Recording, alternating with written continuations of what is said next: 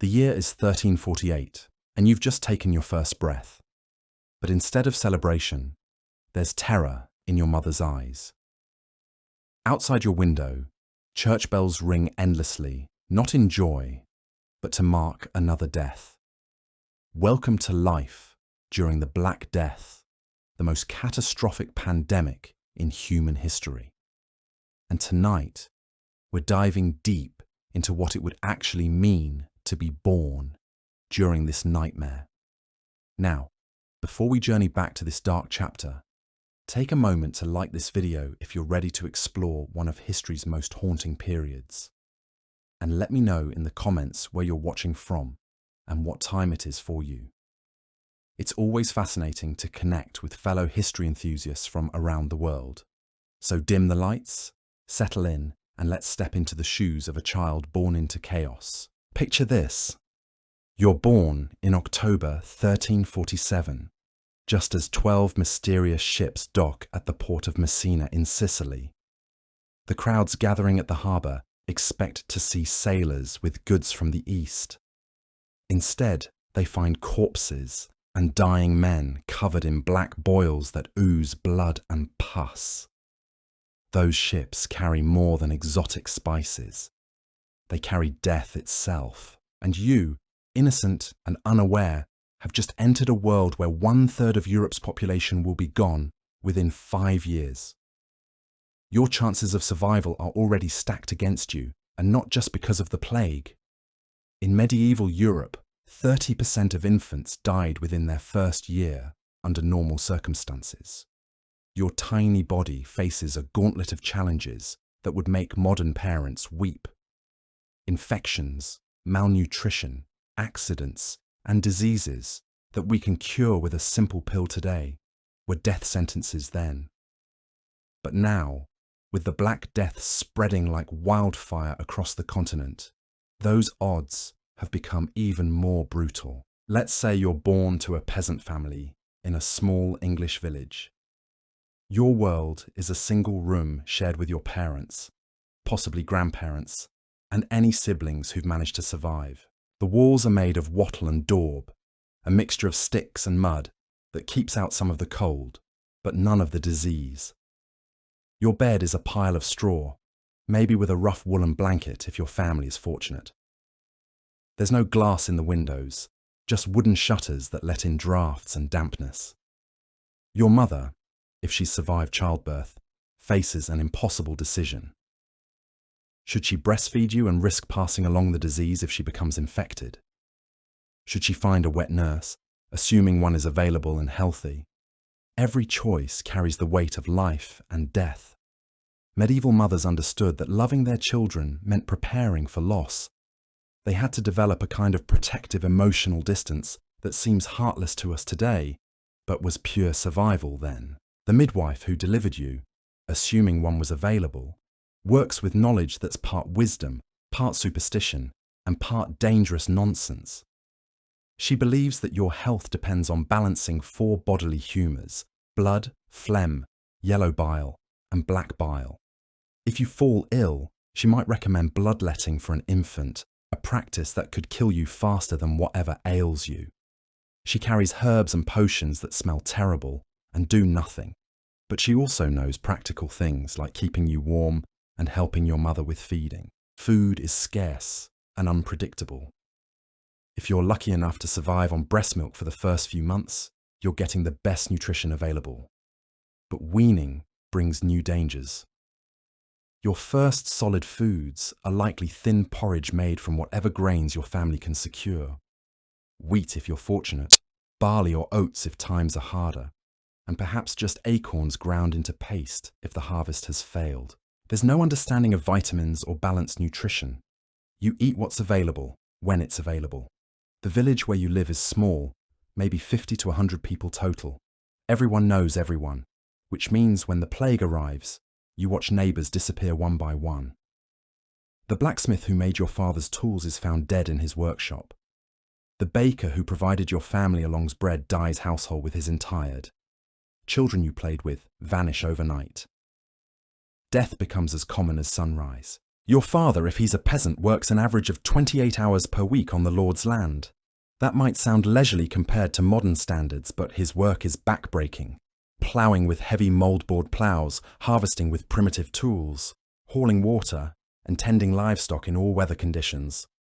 When he's not working the Lord's land, he tends your family's small plot, trying to grow enough food to keep everyone alive through winter. The manor lord who controls your village lives in a stone castle or fortified house. He's supposed to protect you from bandits and provide justice. But when the plague hits, even lords start dying. The entire feudal system that's defined European society for centuries begins to crack. Dead peasants can't work the land. Dead lords can't collect taxes. Dead knights can't fight wars. The natural order of things starts collapsing around your infant ears. Let's imagine you somehow survive your first year. Congratulations, you've beaten odds that killed 3 out of every 10 babies. But now you face new challenges. You're walking, which means you can get into trouble. Medieval homes are filled with dangers, open fires for cooking and warmth, sharp tools left within reach, steep stairs without railings, and wells or rivers nearby with no safety measures. Parents can't watch you every second because survival requires constant work. Your education, such as it is, comes from watching and copying adults. There are no schools for peasant children, no books, and certainly no toys as we know them. You learn to work by working. Boys follow their fathers into the fields or workshops.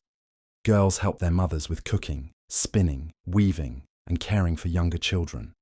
Play exists, but it's often preparation for adult life. You might have a wooden sword to practice fighting, or a small spindle to learn textile work. The plague doesn't just kill people. It kills knowledge, traditions, and skills. The village priest who might have taught you basic reading dies before you learn your letters. The craftsman who could have taught you a trade takes his secrets to the grave. Entire professions disappear overnight. Libraries burn because there's no one left to tend them. Oral histories die with the storytellers. Let's say the plague reaches your village when you're 2 years old. You're old enough to sense the fear, but too young to understand it. Adults speak in hushed, worried tones. Normal routines disappear. Market days are cancelled. Religious festivals are postponed or held with tiny crowds. The cheerful bustle of village life turns into suspicious silence. Then your neighbour develops a fever. Within hours, painful swellings appear in his groin and armpits. These buboes grow to the size of apples, turning black and oozing pus and blood. He vomits blood, his skin develops black spots, and he falls into delirium. Within a week, he's dead. His entire family follows within days. Their house stands empty, their possessions scattered or burned. Your parents face terrible choices. Do they flee to another village, risking exposure on dangerous roads? Do they barricade themselves inside, hoping the plague passes by? Do they tend to sick neighbours, knowing it might mean death, but feeling bound by Christian duty? There are no good answers, only degrees of risk and moral anguish. The church, which normally provides comfort and structure, struggles to function. Parish priests die at alarming rates because they administer last rites to the dying, exposing themselves repeatedly to infection. Some estimate that over half of all parish priests died during the Black Death. Services become irregular. Bodies pile up faster than they can be buried in consecrated ground. Mass graves become common, destroying centuries of burial traditions. Some people turn to extreme religious practices. Flagellants march from town to town, whipping themselves bloody in public displays of penance. They believe the plague is God's punishment for humanity's sins, and that suffering might appease divine wrath. You might see these processions as a toddler, watching adults beat themselves with leather straps studded with metal while crowds weep and pray. Others turn to scapegoating. Jews become targets of horrific persecution, accused of poisoning wells or causing the plague through witchcraft. Entire Jewish communities are massacred by terrified mobs, looking for someone to blame. Beggars, vagrants, and anyone considered an outsider faces suspicion and violence. Fear makes people cruel in ways they never imagined possible. Your daily routine, if you can call it that, revolves around survival. You wake when the sun rises because candles are expensive and dangerous. Breakfast might be leftover porridge or a piece of hard bread softened in ale. Yes, ale. Even children drink weak ale because water is often contaminated and dangerous. The alcohol content is low, but it's safer than water from questionable sources. If your father is still alive and healthy, he works while constantly watching for signs of illness in himself and others. A headache could be the beginning of the end. A fever sends the family into panic. Your mother spends her days trying to keep the household functioning while nursing anyone who falls sick. She might know basic herbal remedies, but mostly she can only provide comfort and prayer. The seasonal rhythms that normally structure medieval life become unpredictable. Spring planting might be delayed because there aren't enough healthy workers. Summer harvests rot in the fields because entire families have died. Winter brings not just cold and hunger, but the additional terror that closed houses and poor ventilation help diseases spread faster.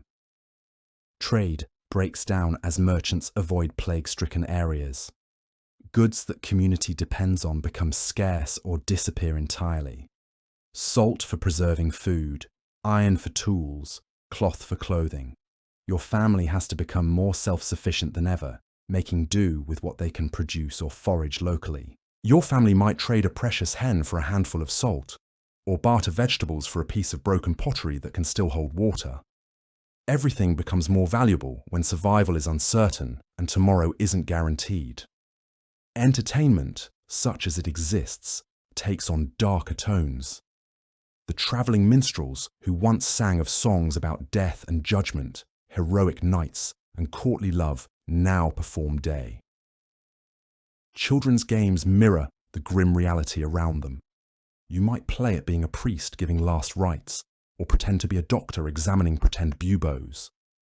Even childhood innocence can't escape the shadow of the plague. Let's imagine you're now 3 years old, and by some miracle, your immediate family has survived. But you're living in a fundamentally different world than the one your parents knew as children. The village population has shrunk by half. Fields that once grew crops now lie fallow because there's no one left to work them. Houses stand empty, their doors hanging open like dead mouths. Wild animals wander closer to human settlements, emboldened by the silence. Your speech develops slowly because there are fewer people to talk to. The elderly woman who might have sung you lullabies died last winter. The children who could have been your playmates are buried in the churchyard. Your vocabulary is shaped by words like death, sickness, and fear. You learn to recognize the signs of plague before you can properly count to 10. The economic structure of your world crumbles around you. The baker's shop stays closed because the baker is dead and no one knows his recipes. The miller's wheel stops turning because grain shipments no longer arrive. Your father might find himself doing jobs he never trained for simply because the trained craftsmen are gone. A peasant becomes a carpenter. A shepherd becomes a blacksmith. Everyone adapts or starves. Money becomes nearly sumless in meaning areas. What good are silver coins when there's nothing to buy and no one to buy from? Barter becomes the primary means of exchange. Your family trades whatever they can produce, eggs, vegetables, woven cloth, for whatever they desperately need. A good knife might be worth more than a bag of gold coins if that knife can help your family survive another season. If you're born into a noble family, your experience differs, but isn't necessarily better. Yes, you have stone walls instead of mud and timber. You have more food, better clothes, and access to physicians. But those physicians still believe in bloodletting and balancing humours. They still prescribe remedies made from ground unicorn horn and powdered pearls. Wealth can't buy immunity from a disease that doesn't discriminate between peasant and prince. Noble children during the plague face their own unique terrors. You might watch your parents debate whether to flee to another castle, knowing that travel exposes the entire household to infection. You see servants disappear overnight, The familiar faces who fed you and told you stories simply gone. Even the luxury of multiple rooms becomes a liability when you don't know which chamber might harbour the invisible killer. The rituals that normally mark childhood development are disrupted or abandoned entirely. Baptisms are delayed because priests are scarce. Coming-of-age ceremonies are postponed indefinitely. Wedding negotiations for older siblings halt because no one knows which families will still exist next year. The future becomes impossible to plan when the present is so uncertain. Your understanding of God and religion is shaped by constant exposure to death and suffering. You're taught that the plague is divine punishment for humanity's sins, but you're too young to understand what sins could deserve such horror. You see adults praying desperately for mercy, while watching their prayers go unanswered. Some children develop intense religious devotion, while others begin to question everything they've been taught about divine justice and love. Food scarcity affects your physical and mental development in ways that will last your entire life. Periods of near starvation alternate with times of relative plenty, depending on how successful local harvests are and whether trade routes remain open. Your growth is stunted compared to children born in peaceful times. Your teeth develop poorly due to malnutrition. Your bones don't form as strongly as they should. The concept of privacy disappears when survival requires community cooperation. Your family might take in orphaned children from dead neighbours, or other families might move into your house when theirs becomes uninhabitable. You sleep in rooms crowded with people you barely know, sharing meals and resources with virtual strangers who've become family by necessity rather than blood. Seasonal celebrations lose their joy and take on desperate undertones. Harvest festivals become prayers for survival rather than celebrations of abundance. Christmas becomes a time to remember the dead rather than anticipate gifts. Easter's message of resurrection rings hollow when so many bodies remain permanently in the ground. Even birthday celebrations, if they happen at all, carry the bitter knowledge that reaching another year is a victory against terrible odds. Your education, such as it is, becomes intensely practical. You learn which herbs might ease pain, not from books, but from watching your mother tend to sick neighbours. You learn to preserve food in ways that might keep your family alive through lean months. You learn to recognise the signs of different diseases, becoming a tiny medical observer too in a world where medical knowledge can. The stories told mean the difference between life and death. You bedtime change from at fairy tales to cautionary tales. Instead of princes rescuing princesses, you hear about families who survived by helping each other, or villages that were saved by following certain rituals. These stories serve as both entertainment and instruction, teaching survival skills disguised as moral lessons. By age 4, if you've made it that far, you've developed a kind of resilience that would be unthinkable for children in peaceful times. You've watched death claim neighbours, relatives, and friends with a frequency that hardens you to loss. You don't cry as much when people disappear, because crying doesn't bring them back. You learn to find joy in small things: a warm meal, a sunny day, a night when no one in your household develops a fever. The plague creates a strange kind of equality among survivors. Noble children and peasant children both know hunger, both fear the same disease, both watch their worlds collapse around them. Social hierarchies persist, but they're weakened by the shared experience of mortality. A lord's son and a serf's daughter might play together in ways that would have been unthinkable before the plague brought everyone to the same level of vulnerability. Your relationship with death becomes unnaturally intimate. You've seen bodies in various stages of decay. You've helped carry corpses to mass graves. You've watched the desperate attempts of adults to save lives that couldn't be saved. Death isn't an abstract concept or a distant fear. It's a daily reality that shapes every decision and colours every interaction. The superstitions that develop around you are both fascinating and terrifying. People believe that certain prayers can ward off infection, that specific combinations of herbs can provide immunity, that the alignment of stars determines who lives and dies. Your parents might make you wear amulets or recite particular phrases before leaving the house. These rituals provide psychological comfort, but no real protection. Language itself evolves around you as new words enter common vocabulary. Terms related to plague symptoms, funeral practices, and survival strategies become as familiar as words for common household items. Children your age casually discuss buboes and mortality in ways that would horrify people from healthier times. You become fluent in the vocabulary of catastrophe. The question of whether to have more children haunts every family. Your parents might desperately want to replace lost siblings, but they also fear bringing more lives into such a dangerous world. Pregnancy during the plague carries additional risks for both mother and child. Many women die in childbirth not from complications of delivery, but from contracting plague in their weakened state. If your mother survives and has another baby while you're still young, you become witness to the incredible courage and terrible fear that surrounds new life during the plague years. You see how she tries to protect the infant while knowing that protection might be impossible. You watch her struggle between hope for the future and acceptance of likely loss.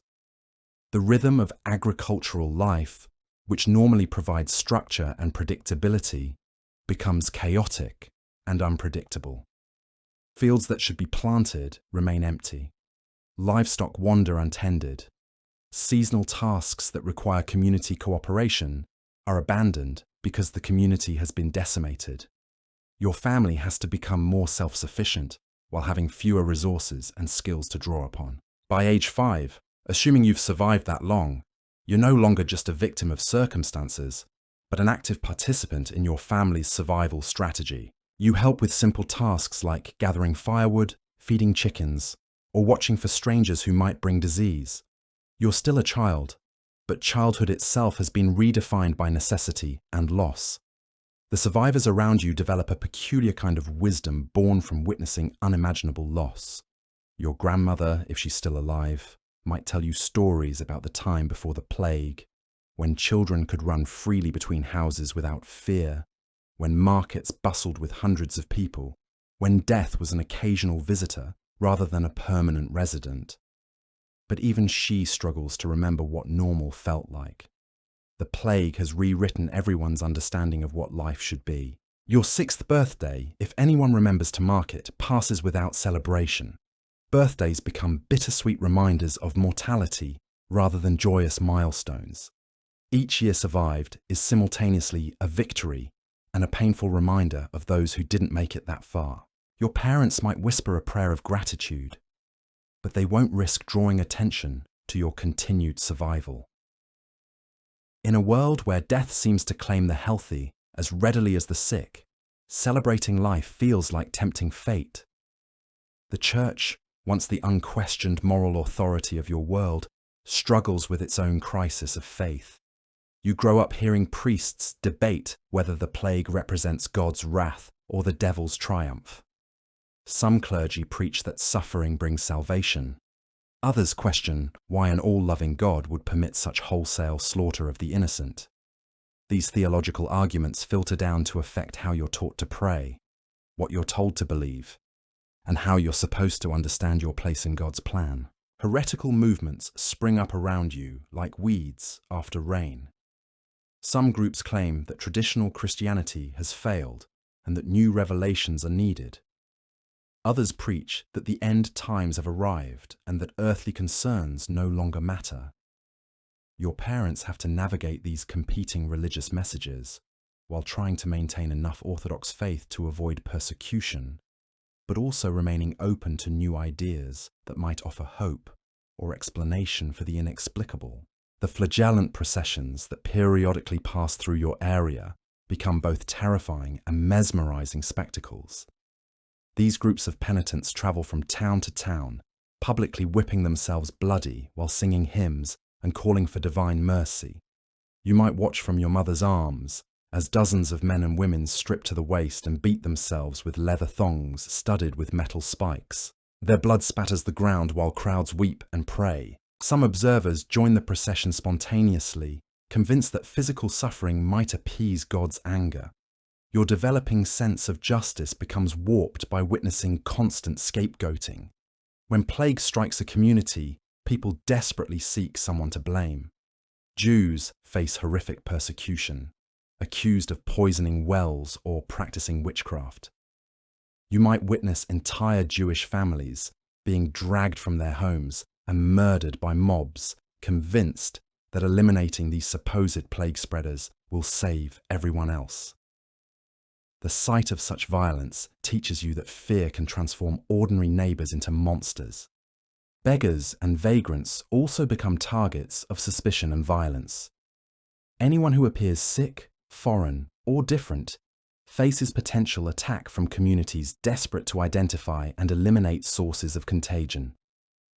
You learn to view strangers with suspicion, not because you're naturally xenophobic, but because your survival might depend on avoiding anyone who could bring disease to your family. The legal system that normally maintains order breaks down as judges, lawyers and court officials die alongside everyone else. Disputes that would normally be resolved through established procedures now get settled through violence or simply ignored. Property rights become meaningless when entire families die without heirs. Your father might find himself farming land that technically belongs to someone else, but since that someone died months ago, along with all their relatives, ownership becomes a purely practical matter. Marriage customs change dramatically as the plague reshapes social expectations. Young people who would normally court for years before marrying find themselves rushing into unions driven by desperation rather than affection. When death might claim either partner at any moment, the luxury of romantic courtship disappears. Your older siblings, if any survive, might find because compatible strangers simply themselves betrothed to virtual families with living children have become so rare. The concept of inheritance becomes both more important and more complicated.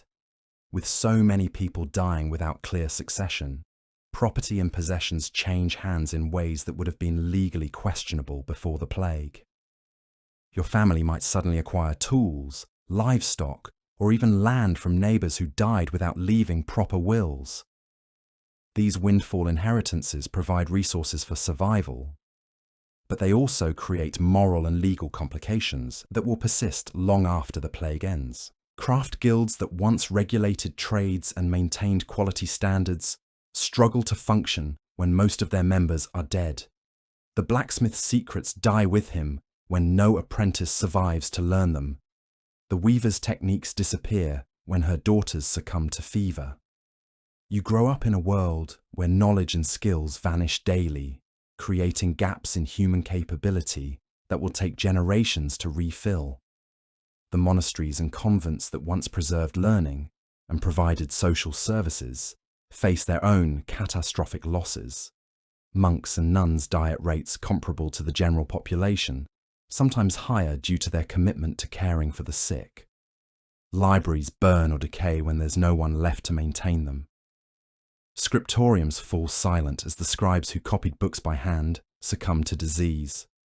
The intellectual infrastructure of medieval Europe crumbles along with everything else. Your education, such as it is, becomes entirely practical and immediate. There's no time for abstract learning when survival requires constant attention to concrete realities. You learn to identify edible plants, not from botanical texts, but from watching your mother forage for food supplements. You learn basic medical care not from trained physicians, but from observing neighbours attempt to treat symptoms they don't understand with remedies that rarely work. The games you play with other surviving children reflect the grim realities around you. Instead of pretending to be knights and princesses, you might play at being plague doctors with their distinctive beaked masks, or act out funeral processions with dolls made from rags and sticks. Your toys, if you have any, are crude objects carved from wood or sewn from scraps. A ball might be nothing more than rags tied tightly together. A doll could be a corn husk wrapped in cloth. Storytelling takes on new urgency and meaning when so many stories are in danger of being lost forever. Your grandmother, if she survives, becomes a living library of oral traditions that might die with her. She tells you tales not just for entertainment, but to preserve cultural memory that exists nowhere else. These stories blend historical fact with moral instruction, entertainment with education, creating a narrative framework that helps you make sense of senseless times. The seasonal festivals that once marked the passage of time become irregular and mournful affairs. Harvest celebrations happen only when there's actually been a harvest, which becomes increasingly rare as agricultural labor disappears. Christmas masses are held in half-empty churches by priests who might be dead before Easter. May Day celebrations are cancelled when communities lack enough healthy people to organize them. Your understanding of geography expands not through maps or formal education, but through hearing refugees describe the places they've fled. Families arrive in your village carrying stories of devastation from distant regions. You learn about London, Paris, and Florence, not as centres of culture and commerce, but as places where the dead outnumber the living. The wider world becomes a catalogue of suffering rather than a realm of possibility. The travelling merchants who once connected your isolated community to broader trade networks become increasingly rare. When they do appear, they're treated with suspicion and fear. They might carry goods that people need desperately, but they also represent potential sources of contagion. Your parents face agonizing decisions about whether to trade with these merchants, weighing immediate needs against the risk of introducing disease. By age 7, if you've reached that milestone, you've developed a relationship with mortality that would be unthinkable for children in healthier times. You can discuss symptoms and treatments with the clinical detachment of a medical student. You know which herbs supposedly help with fever, which prayers are believed to ward off infection, and which signs indicate that someone is beyond help. This knowledge comes not from books, but from watching countless neighbours, relatives, and friends sicken and die. The rhythm of daily life revolves around vigilant health monitoring. Each morning begins with family members checking each other for symptoms. A slight fever, swollen glands, or unusual fatigue sends everyone into panic mode.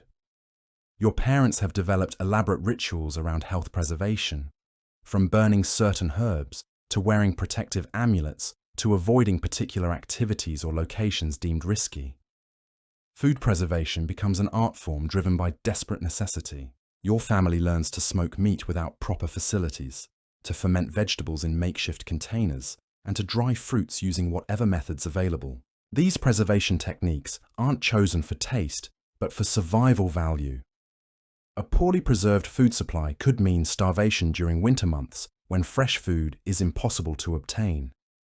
The concept of privacy essentially disappears from your life. When survival requires community cooperation and mutual surveillance for health monitoring, individual autonomy becomes a luxury no one can afford. Your family might share living space with other survivors, pooling resources and knowledge while sacrificing personal space and independence. Children from different families become quasi-siblings through necessity rather than blood relation. Your relationship with animals changes as livestock populations are decimated alongside humans. The family cow that provided milk dies from plague or starvation. Chickens disappear to disease or predators when there aren't enough people to protect them. Horses become so valuable that only the wealthiest families can afford to keep them. You might never see some animals that were once common in your region because entire local populations have been wiped out. The natural environment around you begins to reclaim human spaces as settlements are abandoned and agricultural areas revert to wilderness. Fields that once produced grain become overgrown with weeds and saplings. Houses collapse when there's no one left to maintain them. Villages that once supported hundreds of people shrink to a few dozen survivors huddled together for mutual protection and support. Your sense of the future develops very differently than it would in normal times. Instead of imagining what you might become when you grow up, you focus on the immediate challenge of growing up at all. Career aspirations are replaced by survival strategies. Dreams of adventure give way to hopes for simple continuity. The luxury of long-term planning disappears when tomorrow is never guaranteed. The legal concept of childhood itself becomes fluid during the plague years. When survival requires everyone to contribute regardless of age, traditional age-based restrictions on work and responsibility break down. 7-year-olds perform tasks that would normally be reserved for teenagers. Children become adult decision-makers by default when the actual adults in their lives are dead or incapacitated. Communication with the outside world becomes sporadic and unreliable. Letters that might once have connected your family to distant relatives simply stop arriving. You don't know whether the silence means the letter writers are dead or that the delivery systems have broken down. Either possibility is equally likely and equally heartbreaking. Your world shrinks to encompass only what you can directly observe and experience. The medical knowledge available to your family represents a confusing mixture of ancient wisdom, religious belief, folk tradition, and desperate improvisation. Your mother might treat fever with bloodletting, learned from watching a physician, herbal remedies passed down through generations of women, prayers prescribed by the local priest, and new techniques invented through trial and error. None of these approaches show consistent success, but hope requires trying everything available. By age 8, you've become a repository of survival knowledge that previous generations of children never needed to acquire. You know how to identify safe drinking water, how to avoid contaminated areas, how to preserve food without proper equipment, and how to care for sick family members using only available resources. This knowledge makes you more capable than many adults from peacetime, but it also represents a childhood lost to necessity and fear. The songs and rhymes that children traditionally learn take on darker meanings during plague years. Nursery rhymes about death and disease become common, reflecting the realities that surround you. Ring Around the Rosie might describe plague symptoms. London Bridge falling down could reference the collapse of social structures. Even children's entertainment becomes a way of processing trauma and preparing for harsh realities. Your family's religious practices become increasingly desperate and eclectic as traditional approaches fail to provide protection or comfort. Your parents might combine Orthodox Christian prayers with folk magic, herbal remedies with religious rituals, and traditional feast days with newly invented observances designed to appease whatever forces might be controlling the plague. This religious syncretism reflects the breakdown of established authority and the desperate search for any source of hope or help. The economic relationships that once structured your community's life become increasingly informal and improvisational. Instead of formal markets with established prices, trade happens through personal relationships and immediate needs. Your family might barter vegetables for medical care or trade labor for access to clean water. These informal economic arrangements help communities survive, but they also create new forms of dependence and vulnerability. Your developing personality is shaped by the constant presence of loss and uncertainty.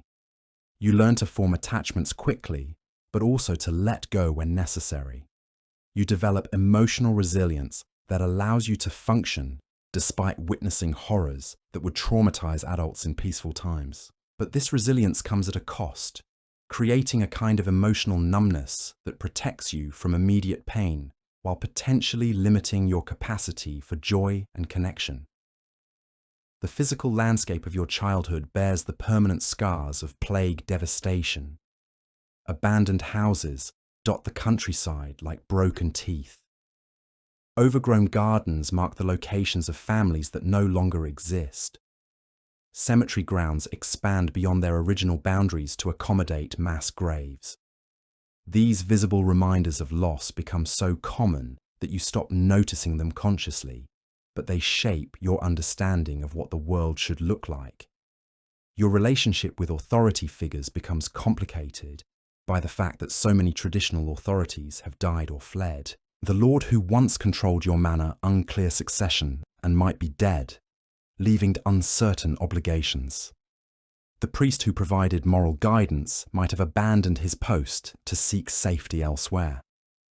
Village elders who maintained customs and resolved disputes have succumbed to disease.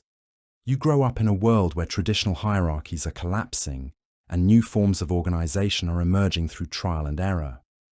As you approach your 9th birthday, you represent something remarkable, a survivor against overwhelming odds.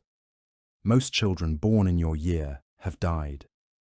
Many of those who lived past infancy succumbed to disease, malnutrition, or accidents made more dangerous by the breakdown of normal safety systems. Your continued existence is both a statistical anomaly and a testament to the extraordinary efforts of the adults who've managed to keep you alive. The world you inhabit at age 9 bears little resemblance to the world your parents knew as children. Population density is a fraction of pre-plague levels. Economic systems have been fundamentally altered. Religious and social hierarchies have been disrupted or destroyed. Cultural traditions have been interrupted or lost entirely. You're growing up not just in a different time, but in a fundamentally different civilization, one that's been remade by catastrophe and loss. Yet despite everything, life continues. People fall in love, have children, tell stories, create art, and find reasons to hope. Your existence proves that human resilience can triumph over even the most overwhelming disasters. The fact that you've survived to age 9 means you carry within you the genetic heritage, cultural knowledge, and adaptive capacity that will help rebuild the world after the plague finally ends. You are both a victim of one of history's greatest catastrophes and a living symbol of humanity's refusal to surrender to extinction. Your 9th year brings a strange kind of awakening. You begin to understand that the world you've known isn't normal, that other places and times existed where children didn't watch their parents check each morning for swollen glands or black spots. But understanding this difference doesn't make it less real.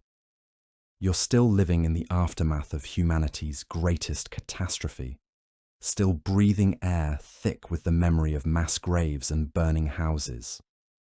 The few books that survive in your region tell stories of times before the plague, when markets bustled with hundreds of people and children played in streets without fear of contagion. But these tales feel like myths now, as distant and unbelievable as stories about dragons or magical kingdoms. Your reality is measured in smaller numbers, dozens of people instead of hundreds, handfuls of surviving children instead of schoolyards full of playmates. In prosperity, not success measure, but in simple continuation. Your body bears the physical marks of growing up during catastrophe. Malnutrition has left you smaller than children from healthier times. Your teeth show the telltale signs of periods when adequate food was scarce, with growth lines that map the worst months of your early childhood. Your bones are less dense than they should be, making you more prone to breaks and injuries. But you're also surprisingly strong in other ways, with an immune system that's been hard hit. The few tested by constant exposure to disease and other surviving children in your area have become your closest companions through shared experience rather than choice. You know each other's families, health histories, and survival strategies intimately. These friendships carry an intensity unknown to children in peaceful times, because everyone understands how precious and fragile these connections are. When one of your friends develops a fever, the entire group holds its breath, knowing that recovery isn't guaranteed and that loss is always possible. Learning continues, but in forms your ancestors wouldn't recognize as education. You can't read or write, but you can identify dozens of medicinal plants by sight and smell. You don't know mathematics beyond basic counting, but you understand complex relationships between food preservation, seasonal weather patterns, and survival strategies. Your knowledge is practical, immediate, and literally life-saving, even if it wouldn't be recognized in schools or universities. The religious instruction you receive reflects the theological chaos that the plague has created within Christianity. Some priests preach that suffering brings salvation and that enduring hardship demonstrates faith. Others suggest that the plague represents a test that faithful communities can overcome through proper devotion. Still others whisper doubts about divine justice when innocent children die alongside supposed sinners. These conflicting messages leave you with a complicated relationship to faith that combines desperate hope with profound uncertainty. Your family's economic situation has stabilized somewhat by your 9th year. Not because conditions have improved, but because expectations have adjusted to new realities. Survival has replaced prosperity as the primary goal. Your father might own tools and land that once belonged to dead neighbors, not through inheritance or purchase, but through the simple fact that no one else remains to claim them. Property rights have become fluid when traditional ownership structures have collapsed. The seasonal rhythms that once structured rural life have been permanently altered. Spring planting happens when there are enough healthy people to do the work, not according to traditional calendars. Harvest celebrations occur when there's actually something to harvest, which isn't every year. Winter preparations begin earlier and involve more desperate measures because failed harvests have become common when agricultural knowledge dies with experienced farmers. Your mother, if she's survived this long, has developed skills that previous generations of women rarely needed.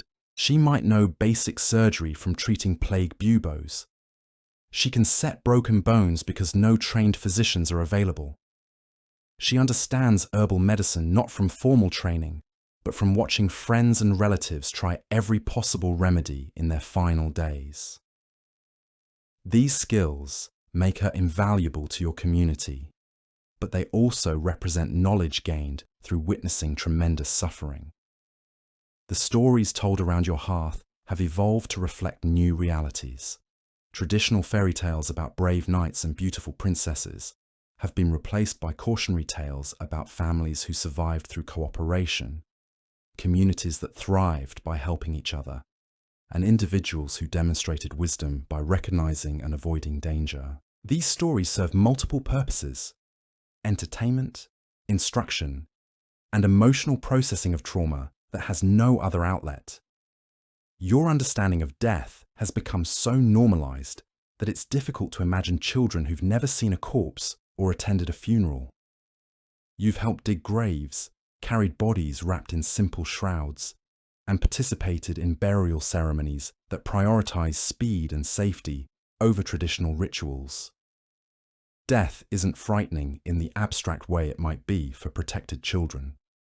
It's simply another part of life, as predictable as sunrise and as common as rainfall. The few travelers who pass through your area bring news from other regions that's usually grim.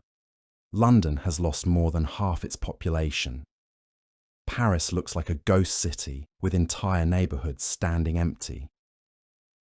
Florence, once a center of trade and culture, struggles to maintain basic services.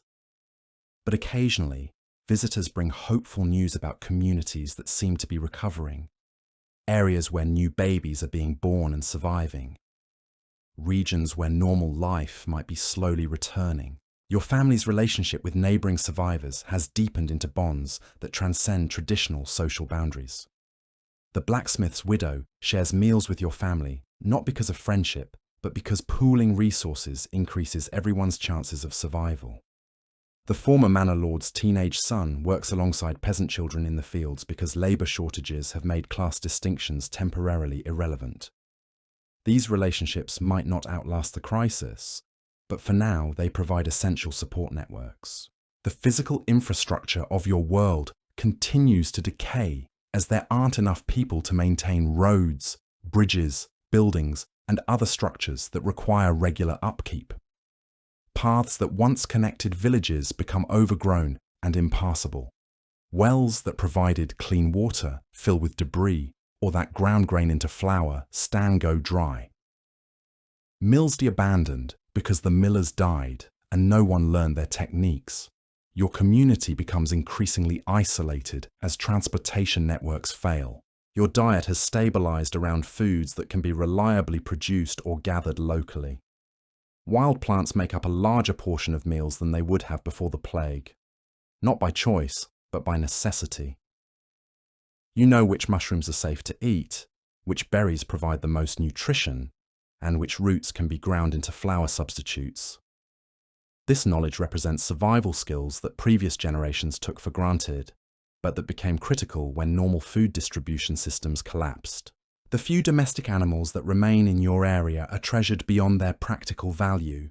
A surviving cow represents not just milk and meat, but continuity with the world that existed before the plague.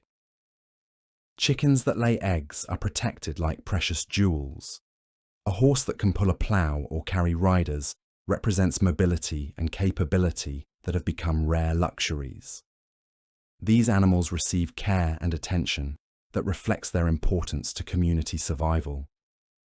Your sleep is often interrupted by nightmares that process the trauma you've witnessed and experienced, dreams about pursuing you, loved ones disappearing, or being abandoned in empty villages plague, reflect the deep psychological impact of growing up during catastrophe. But you've also developed coping mechanisms that help manage these fears. Morning routines that confirm your family's health, daily activities that provide structure and purpose, and evening rituals that offer comfort and security. The religious calendar that once marked the passage of time has been simplified and adapted to current realities. Major feast days are still observed when possible, but many minor celebrations have been abandoned. Christmas might be marked with a simple prayer, rather than elaborate ceremonies. Easter services happen in half-empty churches with abbreviated liturgies. These changes reflect not just reduced populations, but also theological uncertainty about how to worship during times of unprecedented suffering. Your family's planning horizon has shortened dramatically compared to previous generations. Instead of thinking about next year's crops or long-term marriage arrangements, decisions are made based on immediate needs and short-term survival. This shortened perspective affects everything from food storage strategies to educational priorities. Why teach children skills they might not live to use when immediate survival knowledge is more pressing? The legal and governmental structures that once provided order and predictability have largely collapsed or become irrelevant. Courts don't function when judges are dead. Tax collection becomes impossible when tax collectors have fled or died. Military service obligations are meaningless when armies can't be maintained. Your family operates in a world where formal authority has been replaced by informal agreements between survivors who need each other's cooperation to continue living. By your 10th birthday, you represent something remarkable in demographic terms.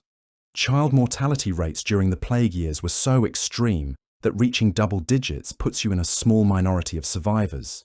Your continued existence demonstrates not just luck, but the extraordinary efforts of adults who've managed to provide protection, nutrition, and medical care under impossible circumstances. You're living proof that human determination can triumph over even the most overwhelming challenges. The landscape of your childhood has been permanently altered by abandonment and decay. Villages that once supported hundreds of residents now house dozens. Fields that once produced abundant harvests lie fallow because there aren't enough workers to cultivate them. Forests have begun to reclaim agricultural land, creating a wilder, less controlled environment than previous generations knew. This rewilding process affects everything from hunting opportunities to travel safety. Your emotional development has been shaped by experiences that would be considered traumatic in normal times, but that have become routine during the plague years. You've learned to form attachments while remaining prepared for loss. You've developed empathy that encompasses understanding both suffering and resilience. You've gained wisdom about human nature that comes from watching how people behave under extreme stress. These emotional skills will serve you well if you survive to adulthood, but they represent a childhood lost to circumstances beyond anyone's control. The few luxury items that remain in your community are treasured not for their beauty, but for their rarity and the memories they represent. A piece of silk cloth becomes precious because it connects your family to the world of trade and prosperity that existed before the plague. A metal mirror reflects not just faces, but also the craftsmanship of smiths who might no longer exist. A book, if your family possesses one, represents knowledge and culture that survived when so much else was lost. Your understanding of geography expands slowly through stories told by refugees and occasional travelers, but it's a geography of loss rather than opportunity. You learn about distant cities through accounts of their devastation rather than their achievements. Foreign countries exist in your imagination primarily as places where the plague has also struck, where other children like you are struggling with similar challenges. The world seems smaller because so much of it has been emptied by death. The seasonal festivals that survive in your community have been stripped down to essential elements that emphasize community solidarity and mutual support rather than elaborate celebration. Harvest gatherings focus on sharing scarce resources equitably. Religious holidays become occasions for collective prayer and mutual encouragement, rather than joyous celebration. These simplified observances reflect both reduced resources and change priorities that emphasize survival over tradition. Your family's relationship with risk has been fundamentally altered by plague experience. Decisions that previous generations might have made casually now require careful consideration of potential consequences. Travel to nearby villages involves weighing the benefits of trade or information against the dangers of disease exposure. Accepting strangers into your home could provide valuable labor or companionship, but it could also introduce fatal contagion. Every choice becomes a calculated gamble with life and death implications. The medical knowledge available to your family represents a confusing blend of traditional wisdom, desperate experimentation, and religious faith. Your mother might treat wounds with honey because experience has shown it helps prevent infection, even though she doesn't understand the scientific principles involved. She might also burn certain herbs because they're believed to purify air, or recite specific prayers because spiritual protection seems as important as physical treatment. These approaches reflect the limited options available when professional medical care doesn't exist. Your education in practical skills continues to expand as you take on responsibilities that would normally be reserved for older children. You can preserve meat through smoking and salting techniques learned from watching adults. You understand basic principles of food safety that prevent additional illness in families already weakened by malnutrition. You can identify safe drinking water sources and know how to purify questionable water using available methods. These skills represent survival knowledge that's more immediately valuable than literacy or formal learning. The few books and written materials that remain in your area have taken on almost sacred significance as repositories of knowledge that might otherwise be lost. A farmer's almanac becomes precious because it contains information about planting schedules and weather patterns. A religious text provides not just spiritual comfort, but also moral guidance for communities trying to maintain ethical standards under extreme circumstances. A merchant's ledger might contain the only remaining record of trade relationships and economic practices that once connected your region to broader markets. Your family's sleep patterns have adapted to the realities of living in a world where danger can arrive without warning. Adults take turns staying awake to watch for signs of illness in family members or threats from outside. Children sleep lightly, ready to wake quickly if circumstances require immediate action. Dreams often involve scenarios related to survival challenges, suggesting that even unconscious mental processes are focused on adapting to dangerous circumstances. The economic relationships that structure your community have evolved to emphasize mutual aid and resource sharing rather than individual profit or accumulation. Families pool tools, seeds, and labor because cooperation increases everyone's chances of survival. Skilled individuals share knowledge freely because maintaining community capabilities benefits everyone. These collaborative approaches might not persist once normal conditions return, but they're essential for getting through current crises. Your understanding of the natural world has deepened through necessity, as your family relies increasingly on wild resources to supplement cultivated foods. You grow indifferent can identify edible plants that seasons, know which animals are safe to hunt or trap, and understand weather patterns that affect food gathering opportunities. This ecological knowledge connects you to the natural environment in ways that previous generations of children, who relied more heavily on agricultural production, might not have experienced.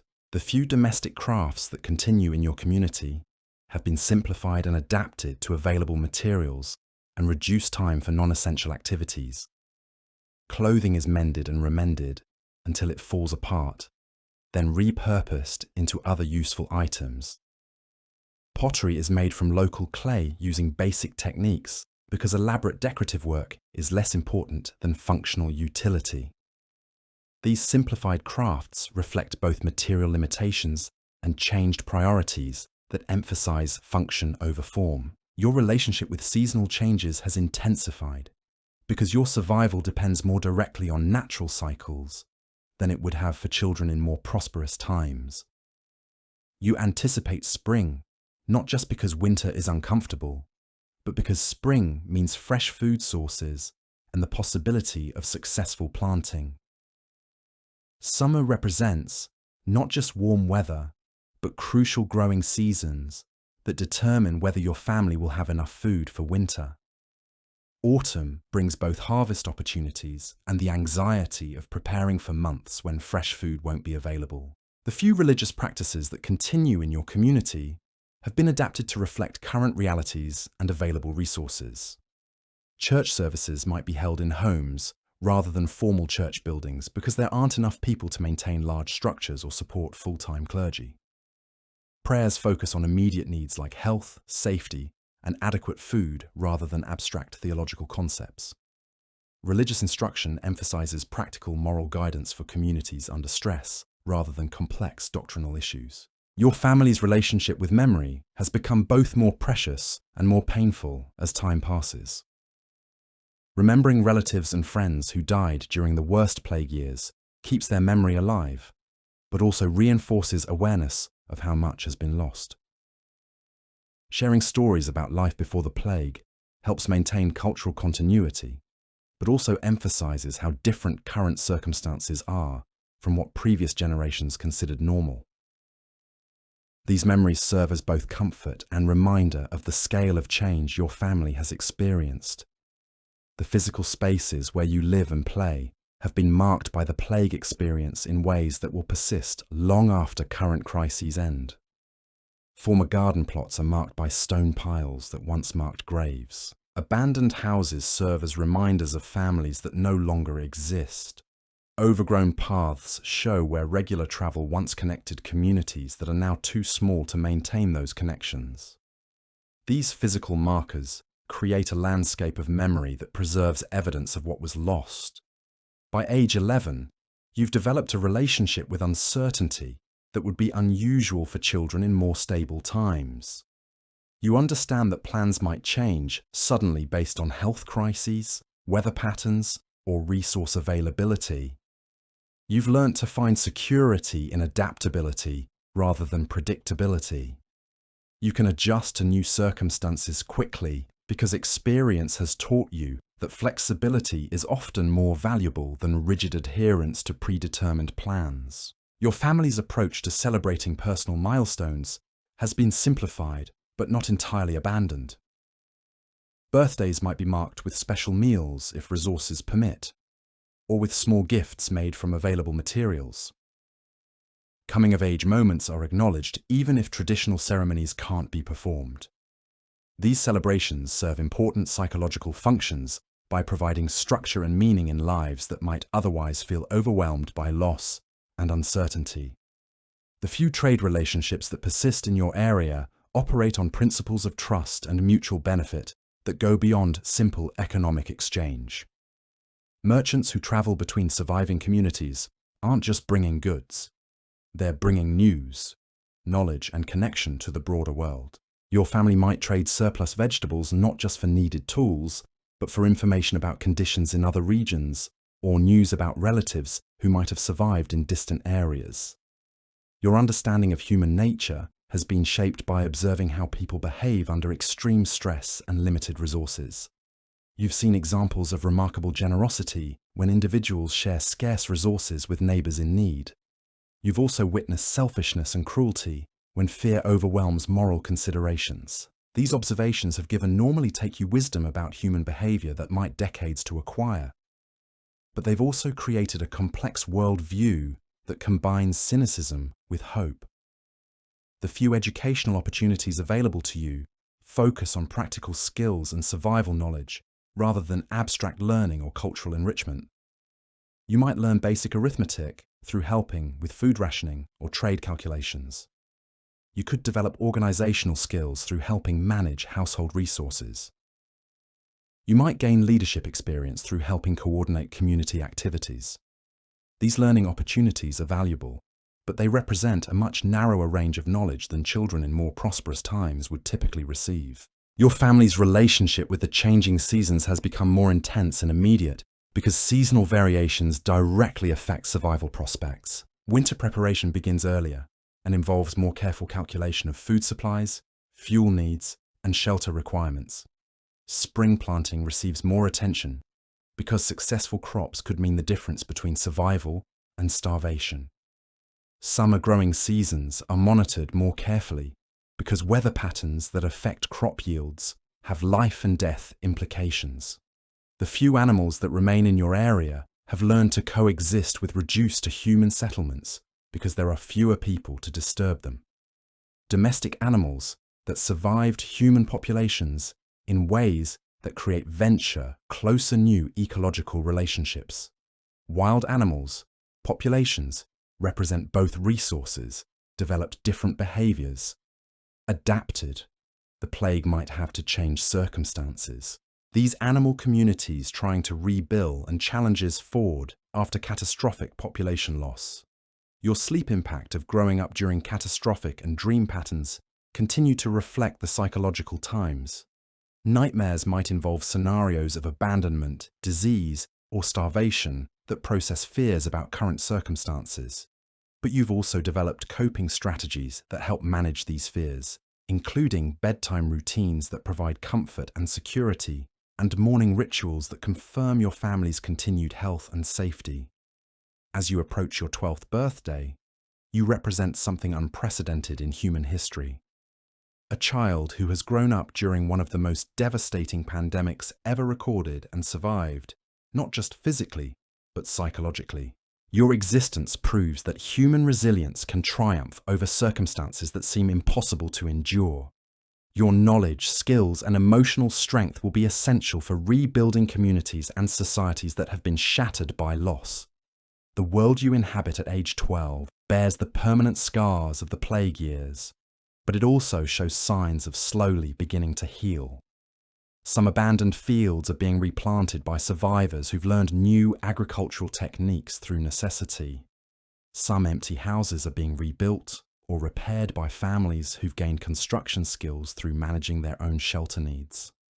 Some communities are beginning to re-establish trade relationships and cultural practices that connect them to the broader world. Your survival to this age represents not just personal triumph, but hope for the future of human civilization. You carry within you genetic, cultural, and psychological resources that will be essential for reconstruction. Your experience has taught you lessons about cooperation, resilience, and adaptation that will serve communities well as they work to rebuild what was lost. You are living proof that even the most devastating catastrophes cannot completely destroy the human capacity for survival, growth, and renewal. The knowledge you've gained through surviving the plague years will shape not just your own future, but the future of communities that are slowly beginning to recover. Your understanding of practical skills, human nature, and survival strategies represents wisdom that will be valuable for generations. Your emotional resilience and psychological strength will help you become a leader and contributor to rebuilt societies. Your very existence serves as inspiration for others who might face similar challenges in the future. By age 12, you've witnessed something that will haunt Europe for generations. The plague isn't finished with your world. It returns in waves, smaller outbreaks that remind everyone that death is never truly gone. Just when communities begin to believe they've survived the worst, another family develops fever, another house gets boarded shut, another grave gets dug, but something else is happening around you. The survivors are changing. The rigid social order that defined medieval life for centuries is cracking like ice in spring. Your father, once bound to work his lord's land without question, now finds himself in a position he never imagined. There aren't enough peasants left alive to work the fields. For the first time in generations, common people have leverage. Lords who once treated peasants like expendable property now compete for their labour. They offer higher wages, better working conditions, even plots of land that would have been unthinkable gifts before the plague. Your father might find himself earning 3 times what his own father made, not because he's more skilled, but because he's alive when so many others aren't. This shift terrifies the nobility. They watch their authority crumble as desperate lords bid against each other for workers. Laws get passed trying to freeze wages at pre-plague levels, but they're impossible to enforce. Dead sheriffs can't arrest living peasants. Empty jails can't hold workers that everyone needs. The feudal system that seemed permanent as stone begins dissolving like salt in rain.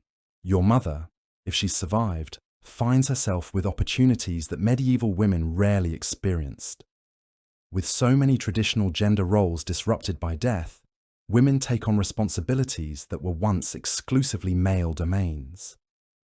She might manage property that belonged to dead relatives, or practice medical skills learned from treating plague victims, or even participate in village decisions that women were previously excluded from. The church struggles with its own transformation. So many priests died administering last rites that entire regions lack proper clergy. Bishops ordain men who would never have qualified under normal circumstances. Some parishes turn to lay leaders, including women, to maintain religious services. The Pope's authority seems distant and theoretical, when local communities must improvise their own spiritual survival. Education, such as it exists, becomes entirely practical. The cathedral schools that once taught Latin grammar to future clerks stand empty. Monasteries that preserved classical texts have too few monks to continue their work. Instead, children learn through apprenticeships with whatever skilled workers remain alive. You might train with a blacksmith, not because you're drawn to the trade, but because he's the only adult in the area who knows how to work iron. Literacy rates, already low before the plague, plummet even further. Books become rare treasures when the scribes who copied them by hand are dead. The few people who can read and write find themselves in positions of unusual influence. A peasant who learned basic letters from a village priest might become a local administrator simply because no one else can keep records. Your understanding of medicine evolves beyond the crude theories that failed so spectacularly during the plague's worst years. Through necessity, your family has learned practical techniques that actually work. Honey prevents wound infection, though you don't know why. Willow bark tea reduces fever, though the concept of salicylic acid is centuries in the future. Quarantine measures keep disease from spreading, though germ theory hasn't been invented.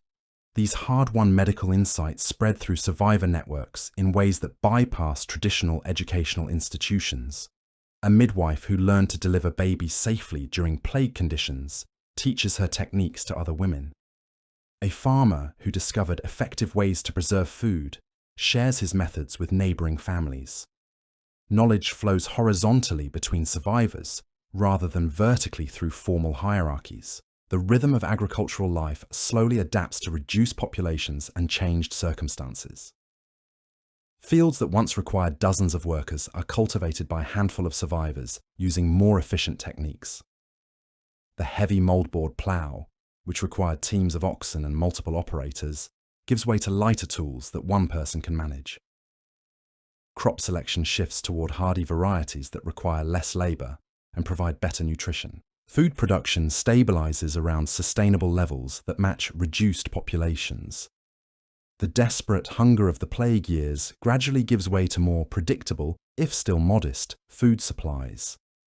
Surviving families develop sophisticated preservation and storage techniques that ensure more consistent nutrition throughout the year. Wild foods remain important supplements, but cultivated crops begin providing reliable foundations for diets. Your family's housing situation improves not through construction, but through inheritance of abandonment. Empty houses provide building materials, furniture, and tools that would have taken years to accumulate under normal circumstances. Your family might move into a stone cottage that once housed a merchant's family, or acquire livestock from farms whose owners didn't survive. The concept of private property becomes more fluid as traditional ownership structures break down. Land that legally belonged to dead nobles might be farmed by peasant families who simply moved in and started working it.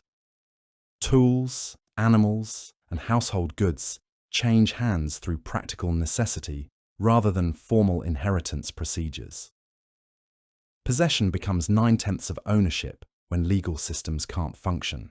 Trade relationships slowly rebuild, but on different terms than existed before the plague. The elaborate commercial networks that connected medieval Europe have been shattered.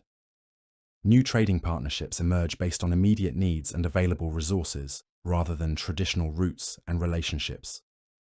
A village blacksmith might trade directly with distant communities, bypassing the merchant hierarchies that once controlled commerce. Your family's relationship with money evolves as currency becomes less relevant to daily survival. Coins from dead rulers or dissolved kingdoms might have theoretical value, but actual wealth consists of useful goods and productive capabilities. A cow that produces milk is worth more than a bag of silver coins if there's nothing to buy with that silver. Regional dialects and languages begin diverging more rapidly as communities become isolated from broader cultural influences. The Latin that once united educated Europeans across national boundaries survives only in scattered religious contexts. Local languages develop new words for plague-related experiences while losing vocabulary related to disappeared trades and social practices. Your family's religious practices continue evolving away from formal church doctrine toward more personal and immediate spiritual needs. God remains important, but divine authority seems more accessible and less mediated by clerical hierarchies. Prayer becomes more conversational and less ritualistic. Religious observance focuses on gratitude for survival rather than elaborate theological concepts. Folk beliefs and superstitions proliferate in the absence of authoritative religious instruction. Protective charms, herbal remedies, and ritual practices multiply as communities develop their own approaches to warding off future disasters. These beliefs blend Christian symbolism with practical wisdom and psychological comfort in ways that create new forms of popular religion. Marriage customs adapt to demographic realities that would have been unimaginable before the plague. Young people marry earlier because life expectancy remains uncertain.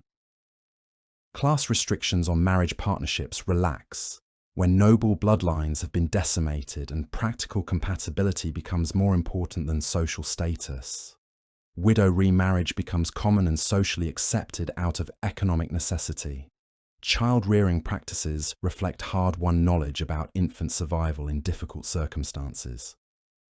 Parents develop more sophisticated understanding of nutrition, hygiene, and disease prevention through tragic experience with child mortality. Surviving children receive more intensive attention and resources because families can't afford to lose any more members. Your education in practical skills continues expanding as you take on adult responsibilities at ages that would seem impossibly young under normal circumstances. By 13, you might be managing significant economic decisions, caring for younger children, or practicing skilled trades that require years of training under peaceful conditions. This accelerated development makes you more capable, but also cuts short the protected period of childhood. The few books and written materials that survive in your area become treasured resources that get shared among multiple families. A single prayer book might serve an entire village. A farmer's almanac gets copied by hand multiple times. Technical manuals for crafts or agriculture get memorized and recited to preserve essential knowledge. These texts take on almost sacred significance as links to lost knowledge. Your family's approach to planning and decision-making reflects lessons learned during the plague's worst years about the importance of flexibility and preparedness. Food gets stored in multiple locations in case one cache is lost. Important possessions get distributed among trusted neighbours to reduce risk.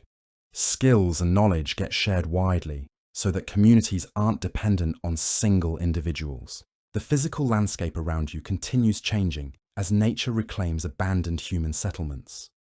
Forests expand into former agricultural areas. Rivers change course when dams and bridges aren't maintained. Wildlife populations shift as hunting pressure decreases and habitat patterns change. You're growing up in a world that's becoming wilder and less controlled than your grandparents knew. Your understanding of time and history develops differently than it would have for children in more stable periods. The plague years divide time into before and after in ways that make earlier periods seem like distant legends. Your parents' childhood stories sound like tales from another world. The rapid pace of change makes even recent events feel ancient. Economic inequality, while still present, operates on different principles than existed before the plague. Wealth increasingly depends on practical capabilities and useful resources rather than inherited status or abstract financial instruments. A skilled craftsman might live better than a nominal noble who lacks productive abilities. Social mobility increases when traditional barriers have been swept away by mortality. Your family's relationship with neighbouring communities strengthens as survival continues requiring cooperation beyond individual household capabilities. Villages that might have been rivals or strangers before the plague develop mutual aid agreements and shared resource management systems. These regional networks provide security and stability that individual families couldn't achieve alone. The few children your age who survive in your area develop unusually close relationships based on shared experience of growing up during catastrophic times.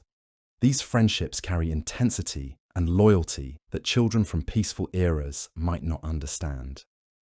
You know each other's families, health histories, survival strategies, and deepest fears in ways that create bonds stronger than typical childhood friendships.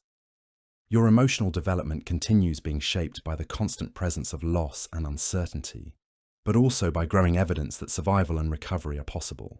You've learned to process grief quickly while remaining open to new attachments. You can plan for the future while remaining prepared for sudden changes.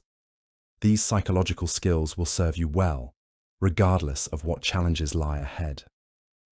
The seasonal celebrations that continue in your community have evolved to emphasize themes of survival, renewal, and community solidarity, rather than traditional religious or cultural messages. Harvest festivals celebrate successful food production. Spring ceremonies mark the survival of another winter. These observances help maintain cultural continuity while acknowledging changed circumstances. Your family's housing and living arrangements continue improving as you gain access to abandoned properties and accumulate useful possessions from various sources. Empty houses provide furniture, tools, and building materials. Abandoned workshops offer equipment for crafts and trades. These resources would have taken generations to accumulate under normal circumstances. The medical knowledge available to your community represents a practical synthesis of traditional wisdom, desperate experimentation, and hard-won experience with treating various ailments using available resources. Folk remedies that actually work get preserved and refined. Dangerous practices that proved harmful get abandoned. This knowledge base is more limited than formal medical training would provide, but it's also more practical and immediately useful. Your education in reading the natural world continues expanding as your family relies increasingly on wild resources and natural indicators to guide survival decisions. You can predict weather patterns that affect food gathering and preservation. You understand seasonal cycles that determine when different resources are available. You can identify signs of environmental change that might affect community survival. Trade skills and craft knowledge that survive in your community get transmitted through intensive apprenticeships that compress years of training into shorter periods out of necessity. Master craftsmen who remain alive take on multiple apprentices to ensure their knowledge doesn't die with them. These accelerated training programs produce skilled workers more quickly, but with less depth than traditional 7-year apprenticeships. Your family's relationship with uncertainty has evolved from the panic and desperation of the plague's worst years toward a more stable acceptance of unpredictability as a normal condition of life. You've learned to make decisions without perfect information, to adapt plans when circumstances change, and to find security and flexibility rather than rigid structures. The few luxury items and decorative objects that remain in your community take on enhanced significance as connections to cultural traditions and aesthetic values that transcend mere survival. A piece of colored glass becomes precious, not just for its rarity, but for its beauty. A carved wooden spoon represents craftsmanship and artistic expression that affirm human dignity beyond basic necessity. Your understanding of social relationships reflects the breakdown of traditional hierarchies and the emergence of new forms of organization based on practical contributions rather than inherited status. Leaders emerge through demonstrated competence rather than noble birth. Respect gets earned through useful skills rather than family connections. These changes might not persist if normal conditions return, but they shape your expectations about how societies should function. The few religious services and ceremonies that continue in your community have been adapted to available resources and current needs, while maintaining essential spiritual functions. Prayer services might be held in homes rather than churches. Sacraments might be administered by lay leaders when priests aren't available. These modifications preserve religious life while acknowledging practical limitations. Your family's approaching cultural to preserve knowledge reflects awareness that traditions and skills could be lost forever if they're not actively maintained. Stories get told and retold to preserve oral history. Songs get taught to children to maintain musical traditions. Craft techniques get demonstrated repeatedly to ensure knowledge transmission. These preservation efforts help maintain community identity across disrupted generations. By age 14, you've developed capabilities and wisdom that would have taken much longer to acquire under peaceful circumstances. You can manage complex household operations, practice skilled trades, make important decisions under pressure, and provide leadership when needed. This accelerated development makes you more capable, but also represents childhood experiences that no child should have to endure. The world you inhabit at 14 shows clear signs of slow recovery from the catastrophic disruption of the plague years. Population levels remain much lower than before the pandemic, but birth rates among survivors have begun increasing. Agricultural production has stabilized around sustainable levels. Trade networks are gradually rebuilding. Communities are re-establishing cultural and religious practices. Your survival to this age represents not just personal achievement, but evidence that human societies can recover from even the most devastating disasters. Your generation carries unique knowledge about survival, adaptation, and resilience that will be valuable for rebuilding communities and preventing future catastrophes. Your experiences have taught you lessons about human nature, social organization, and crisis management that will serve you throughout your life. The knowledge and skills you've developed through surviving the plague years will shape your adult contributions to rebuilt societies. Your understanding of practical medicine, efficient agriculture, crisis management, and community cooperation will be essential for communities working to achieve stability and prosperity. Your emotional resilience and psychological strength will help you become a leader and mentor for future generations. Your existence at 14 proves that even the most catastrophic events cannot civilization completely destroy human.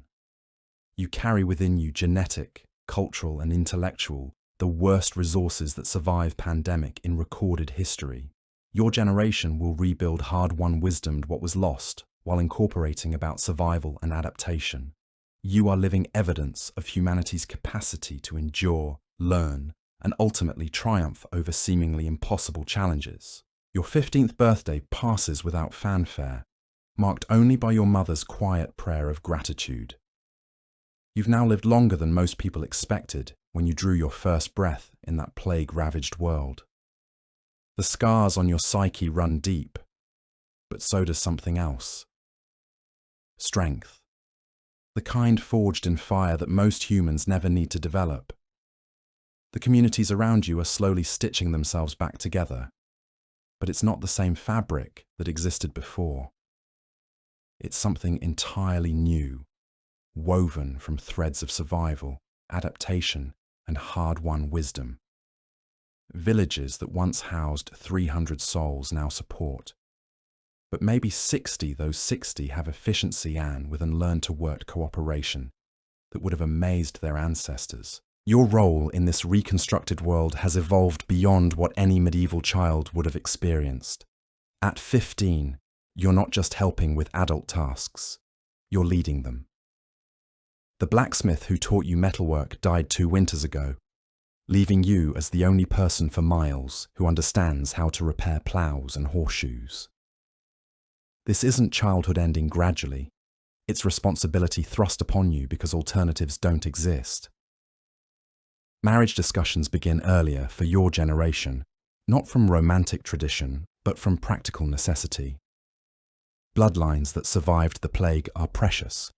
Can and communities afford to lose potential parents to accidents or disease without ensuring they've contributed to population recovery first? Your parents might arrange your betrothal to someone from a neighbouring village, cementing alliances that help both communities access broader resource networks.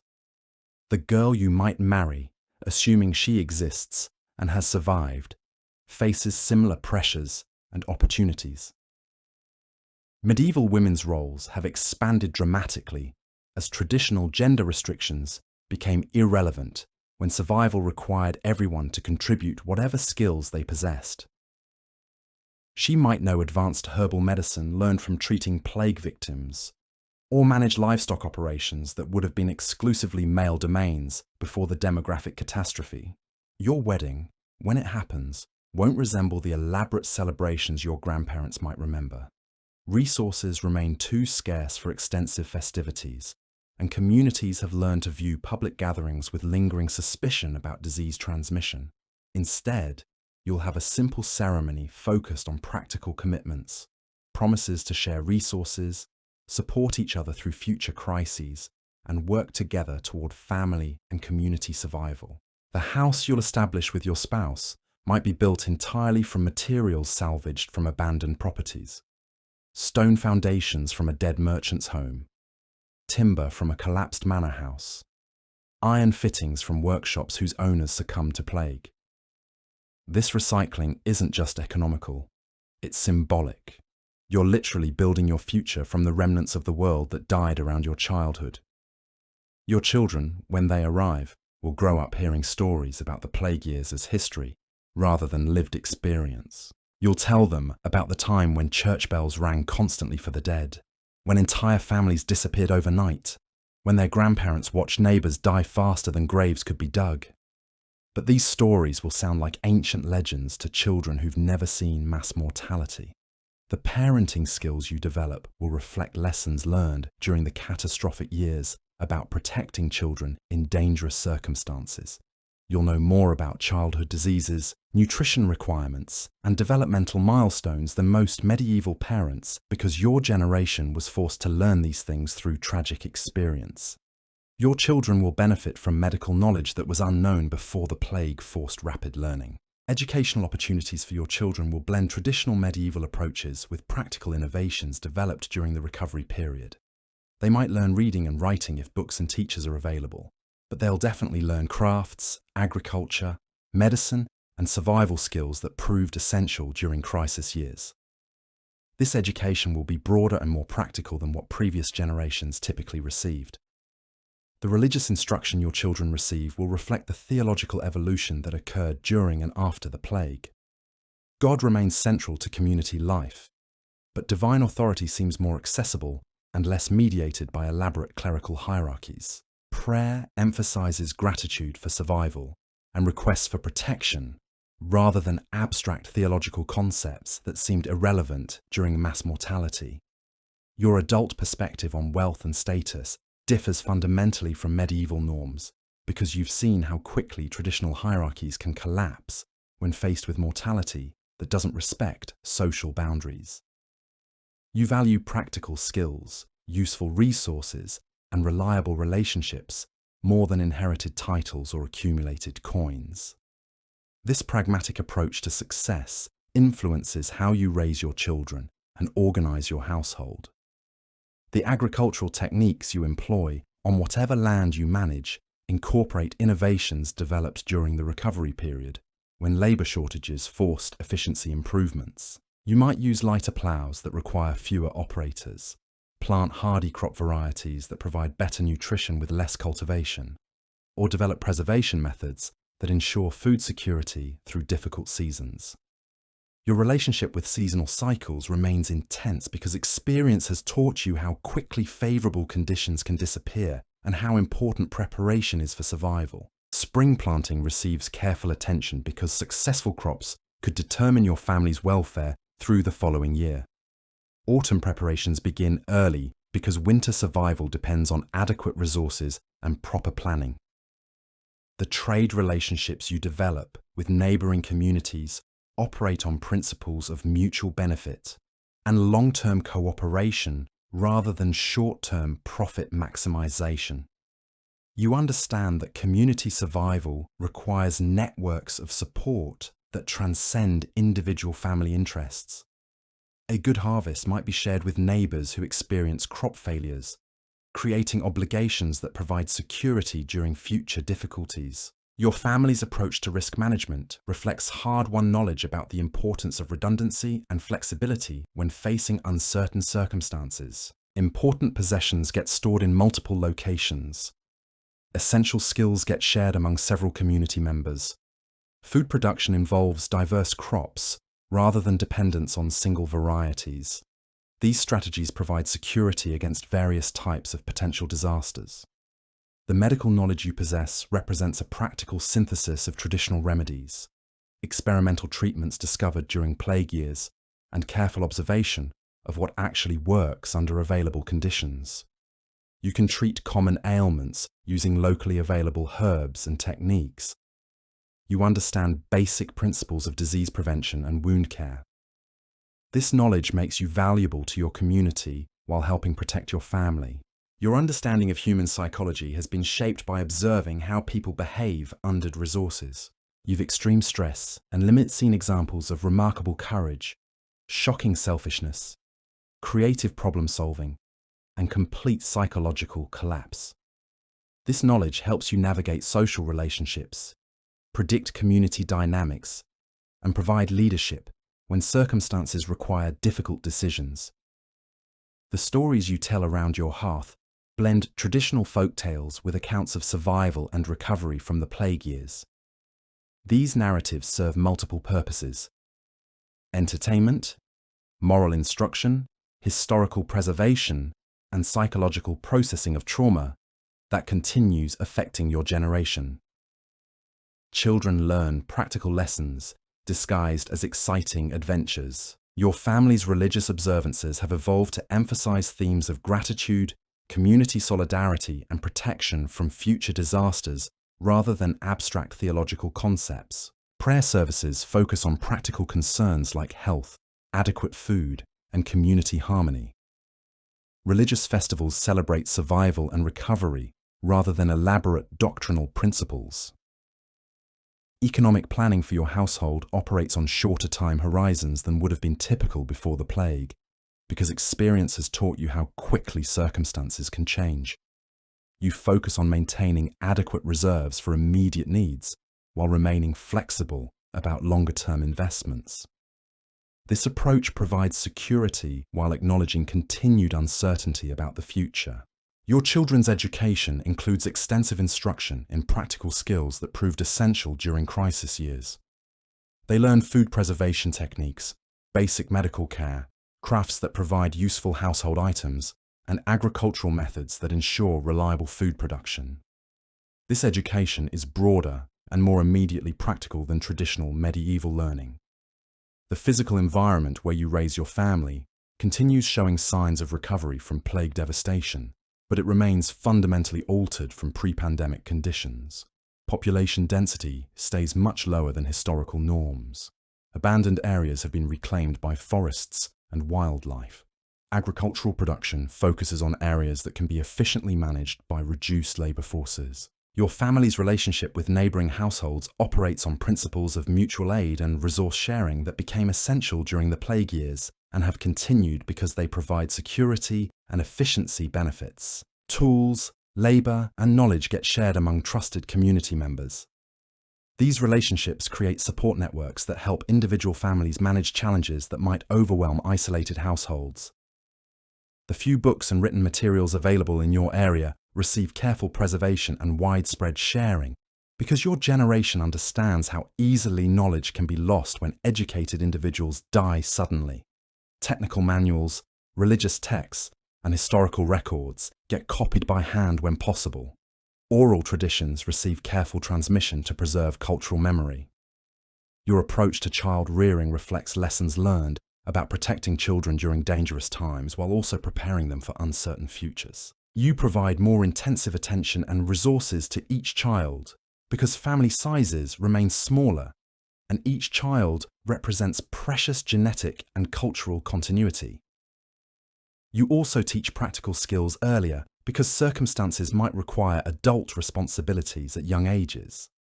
The marriage customs practiced in your community have adapted to demographic realities that make traditional courtship patterns impractical or impossible. Young people marry earlier because life expectancy remains uncertain. Class restrictions on marriage partnerships have relaxed because noble bloodlines were decimated and practical compatibility has become more important than social status. Your family's housing situation reflects both the opportunities and challenges of living in a world where abandoned properties provide resources, but also require maintenance that might exceed available labor capacity. You might live in a stone house that once belonged to a merchant family, but keeping it in good repair requires skills and materials that are sometimes difficult to obtain.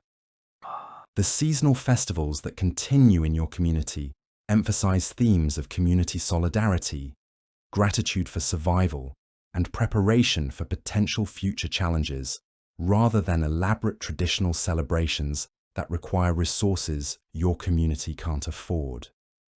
These observances help maintain cultural continuity while acknowledging changed circumstances and priorities. Your understanding of social organization reflects the breakdown of traditional hierarchies that occurred during the plague years, and the emergence of new leadership patterns based on demonstrated competence rather than inherited authority. You respect individuals who contribute useful skills and reliable support to community welfare, regardless of their family backgrounds or previous social status. Trade relationships that connect your community to broader regional networks operate on principles of mutual benefit and long-term cooperation, rather than short-term profit maximization. You understand that community survival requires stable exchange relationships that provide access to resources and knowledge that individual communities can't produce independently. Your family's approach to preserving cultural knowledge reflects awareness that traditions and skills could disappear forever if they're not actively maintained across generations. Stories, songs, craft techniques, and practical wisdom get transmitted through intensive instruction that ensures continuity, even when communities lose key knowledge holders to death or migration. The medical practices available to your family represent a blend of traditional remedies, experimental treatments developed during plague years, and careful observation of what actually provides beneficial results under available conditions. This knowledge is more limited than formal medical training would provide, but it's also more practical and immediately applicable to circumstances your family actually faces. Your children's play activities reflect both the innocence of childhood and the practical realities of growing up in a world where survival skills are essential knowledge. Their games might involve practicing adult tasks like farming, crafts, or household management. Their toys are simple objects made from available materials, but chosen to provide both entertainment and educational value. The few luxury items and decorative objects that remain in your community take on enhanced significance as connections to cultural values that transcend mere survival necessity. A piece of coloured glass, a carved wooden bowl, or a length of fine cloth represents artistic expression and aesthetic appreciation that affirm human dignity beyond basic material needs.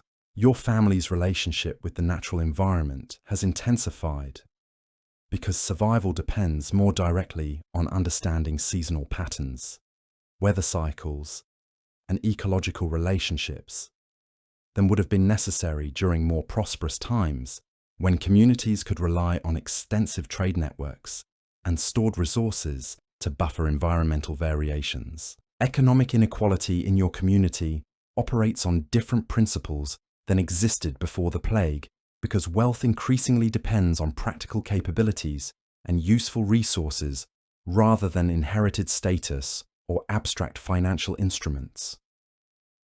A skilled craftsman might enjoy better living conditions than a nominal noble who lacks productive abilities or useful knowledge. Your adult perspective on time and historical change has been shaped by witnessing rapid social transformation during your lifetime. The world you inhabit at 20 bears little resemblance to the world your parents knew as children. This experience of accelerated change affects how you plan for the future and what you teach your children about adapting to uncertain circumstances. The religious practices that structure your family's spiritual life have evolved to emphasize personal relationship with divine authority rather than elaborate institutional mediation. Prayer becomes more conversational and less ritualistic. Religious observance focuses on gratitude for survival and requests for continued protection rather than complex theological concepts that seem less relevant to immediate concerns. Your family's food production and consumption patterns reflect both the opportunities and limitations of living in a world where agricultural systems have been disrupted, but also where reduced competition for resources provides access to better land and more diverse food sources than might have been available to your social class before the plague.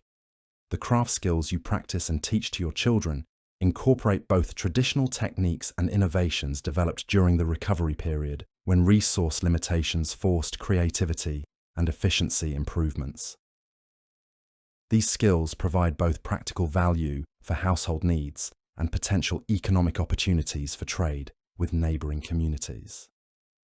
Your understanding of community leadership reflects observation of how effective authority emerges during crisis situations when traditional hierarchies prove inadequate or irrelevant. Leaders gain influence through demonstrated competence, reliable judgment, and willingness to prioritise community welfare over personal advantage. These patterns influence how you participate in local decision-making processes. The stories and songs that preserve your community's cultural memory blend traditional elements with accounts of survival and recovery from the plague years. These narratives help maintain continuity with historical identity while acknowledging the fundamental changes that have occurred. They also provide moral and practical instruction for younger generations. Your family's approach to education emphasizes practical skills and knowledge that proved essential during crisis years, while also attempting to preserve cultural and intellectual traditions that connect your community to broader historical continuity. This balance reflects awareness that both practical capabilities and cultural identity are necessary for long-term community survival and prosperity. The economic relationships that connect your household networks operate on principles of mutual benefit and to broader traded long-term cooperation rather than competitive advantage or profit maximization.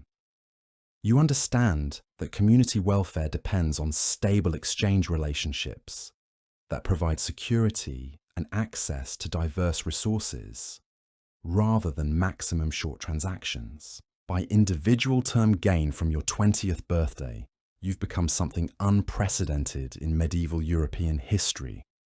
An adult whose entire conscious development occurred during and after one of the most devastating demographic catastrophes in human experience. Your knowledge, skills, and worldview reflect adaptations to circumstances that previous generations never had to face and that future generations, hopefully, will never experience. Your survival to adulthood represents not just personal achievement, but evidence that human societies possess remarkable capacity for recovery from seemingly catastrophic disruption. Your generation carries unique wisdom about crisis management, community cooperation, and social reconstruction that will influence how European civilization develops in the centuries following the plague. The world you inhabit at 20 shows clear signs of demographic and economic recovery, but it operates according to principles that differ fundamentally from pre-plague medieval society. Population than historical norms, but survivors' levels remain lower, have developed more efficient agricultural techniques, more practical craft skills, and more flexible social organizations that provide stability and prosperity despite reduced numbers. Your adult contributions to rebuilt communities will be shaped by experiences and knowledge that no previous generation possessed. Your understanding of practical medicine, efficient resource management, crisis leadership, and community cooperation will be essential for maintaining the stability and prosperity that your generation has worked to achieve through recovery from catastrophic disruption. The knowledge you carry about survival, adaptation, and resilience will be valuable not just for your own community, but for human civilization more broadly. Your generation's experiences provide lessons about how societies can endure and recover from seemingly impossible challenges. These lessons will influence how future communities prepare for and respond to various types of disasters. Your existence at 20 proves that even the most devastating catastrophes cannot completely destroy human civilization's capacity for renewal and growth. You represent living evidence that intelligence, cooperation, and determination can triumph over circumstances that seem impossible to survive. Your life story demonstrates humanity's remarkable ability to adapt, learn, and ultimately thrive despite facing challenges that would seem insurmountable to people who haven't experienced similar trials. The legacy you'll leave through your children and community contributions will extend far beyond your individual lifetime. The wisdom gained through surviving the Black Death will influence European development for generations.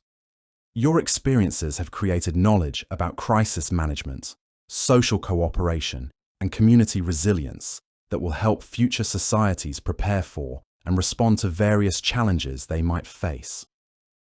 As you reach your 21st year, something remarkable begins to dawn on you. The world that seemed so broken, so permanently shattered by death and devastation, is actually healing. Not returning to what it was, that world died with the plague, but becoming something entirely new, something that might actually be better in ways your grandparents never could have imagined. The labor shortage that once seemed like catastrophe has transformed into opportunity. Your skills as a craftsman, learned out of desperate necessity, now command wages that would have shocked previous generations. Lords who once treated peasants like property now compete for your services. You can demand not just higher pay, but better working conditions, more respect, even plots of land that would have been impossible dreams for someone of your birth before the plague rewrote society's rules. Your wife, assuming you've married one of the few surviving women of your generation, enjoys freedoms that medieval women rarely experienced. The desperate need for every capable person means gender restrictions that once seemed absolute have simply evaporated. She might manage property, practice medicine, or participate in village decisions that women were previously excluded from. The plague didn't just kill people. It killed rigid social structures that had seemed permanent as mountains. Your children, when they arrive, grow up in a world where social mobility isn't just possible, it's common. Birth rank matters less than capability. A peasant's son can become a merchant, a craftsman, even a minor noble if he demonstrates the skills and intelligence that communities desperately need. The feudal system that trapped families in inherited positions for generations is crumbling like old parchment, replaced by something more fluid and merit-based. The villages where you live and work operate on principles of cooperation that would have seemed impossible under the old order. When survival required everyone to contribute regardless of traditional roles, communities learn to function as genuine partnerships rather than rigid hierarchies. Decisions get made through consultation rather than aristocratic decree. Resources get shared based than inherited privilege. Your daily worked on need rather, whatever craft or trade you've mastered, carries dignity that previous generations of common people rarely experienced. The blacksmith, the baker, the carpenter, these aren't just servants to noble households anymore. They're essential specialists whose skills determine whether entire communities thrive or struggle. The respect you command comes not from bloodline but from competence, not from inherited titles but from demonstrated value. The houses being built in your community reflect both practical necessity and rising prosperity among survivors. Stone foundations that once supported manor houses get recycled into comfortable homes for families who would have lived in mud huts before the plague. Glass windows, once luxuries reserved for the wealthy, become standard features when there are more abandoned noble residences than people to inhabit them. You're literally building a better world from the ruins of the old one. Agricultural techniques continue evolving beyond medieval norms as labour shortages force efficiency improvements that benefit everyone. The heavy mouldboard plough that required teams of oxen and multiple operators gives way to lighter, more efficient tools. Crop rotation systems develop faster because farmers can't afford to waste land or labour.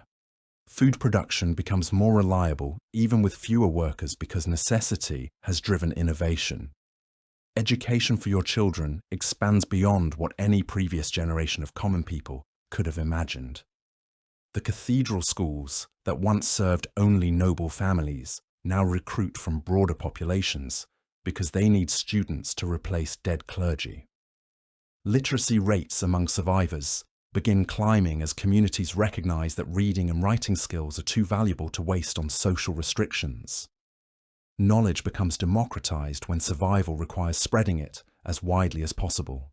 The church itself undergoes transformation that would have been unthinkable before demographic catastrophe forced institutional change. With so many priests dead, lay people take on religious responsibilities once reserved for ordained clergy. Women participate in spiritual leadership roles that were previously forbidden. Theology becomes more practical and less abstract as communities focus on immediate spiritual needs rather than elaborate doctrinal debates. Marriage customs have evolved to reflect demographic realities and change social structures. Your wife probably married you based on practical compatibility and mutual respect rather than family arrangements or economic calculations. Love matches become more common when traditional marriage negotiations are impossible due to dead parents and disrupted family structures. Romance enters peasant relationships in ways that were once restricted to noble courtly traditions. Your children's education includes subjects that would have been reserved for upper classes in previous generations. They learn basic mathematics because trade requires calculation skills. They study geography because commerce connects your community to distant regions. They receive instruction in law and governance because local communities need people who can manage civic responsibilities that nobles once handled. The technological knowledge preserved in your community represents innovations developed under pressure that might not have emerged for decades under normal circumstances. Improved preservation techniques keep food safe longer. Better construction methods create more durable buildings with less labour. Enhanced manufacturing processes produce higher quality goods more efficiently. Crisis has accelerated human ingenuity in ways that benefit everyone. Your family's economic situation continues improving not just through higher wages, but through access to resources that previous social restrictions would have prevented. Land ownership becomes possible for families that would have been perpetual tenants under feudal arrangements. Tool ownership expands when craftsmen can afford equipment that was once controlled by guild monopolies. Capital accumulation occurs when labor scarcity creates sellers' markets for skilled services. The legal system operating in your community reflects both continuity with medieval traditions and innovations necessary for managing changed social conditions. Courts still function, but with more diverse participation and more practical focus on community needs. Property rights still exist, but with more flexibility about ownership transfers and inheritance patterns. Justice still matters, but with more emphasis on restoration. Trade relationships, connecting and less on punishment. Your region to broader markets operate on more equitable terms than existed before plague disruption reshaped commercial networks. Local better prices when labor producers can negotiate shortages, make their goods scarce. Transportation costs decrease when fewer people compete for shipping services. Market access improves when traditional monopolies and guild restrictions break down. Your understanding of medicine continues expanding through practical experience and information sharing among survivors who learn treatment techniques during plague years. Folk remedies that actually work get refined and standardized. Dangerous practices that proved harmful get abandoned. Knowledge flows freely among communities because everyone benefits when medical expertise is widely available rather than hoarded by professional guilds. The seasonal festivals celebrated in your community blend traditional elements with new themes reflecting survival, recovery, and hope for continued prosperity. Harvest celebrations emphasize gratitude for successful food production and community cooperation. Spring festivals mark not just seasonal renewal, but social and economic regeneration. These observances help maintain cultural continuity while acknowledging fundamental changes in community life. Your family's relationship with the natural environment has intensified in ways that create both challenges and opportunities. Reduced population pressure allows wildlife recovery and forest expansion that provides hunting and gathering resources. Agricultural land becomes more available for families willing to clear and cultivate abandoned areas. Environmental knowledge becomes more important when communities rely more heavily on local resources. The stories told around hearths throughout your region preserve memories of plague years while also celebrating recovery and renewal. Children learn about the time when death seemed to rule the world, but they also hear about communities that survived through cooperation, families that rebuilt through determination, and individuals who created better lives through courage and hard work.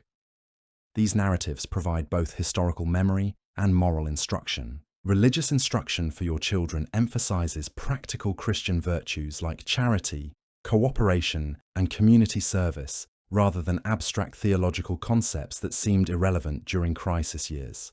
Faith remains central to community life, but it's expressed through mutual aid and social responsibility, rather than elaborate ritual observances that require resources your communities prefer to use for practical needs. Your family's approach to preserving cultural knowledge reflects awareness that intellectual and artistic traditions are valuable aspects of human civilization that deserve protection and transmission even when immediate survival needs take priority.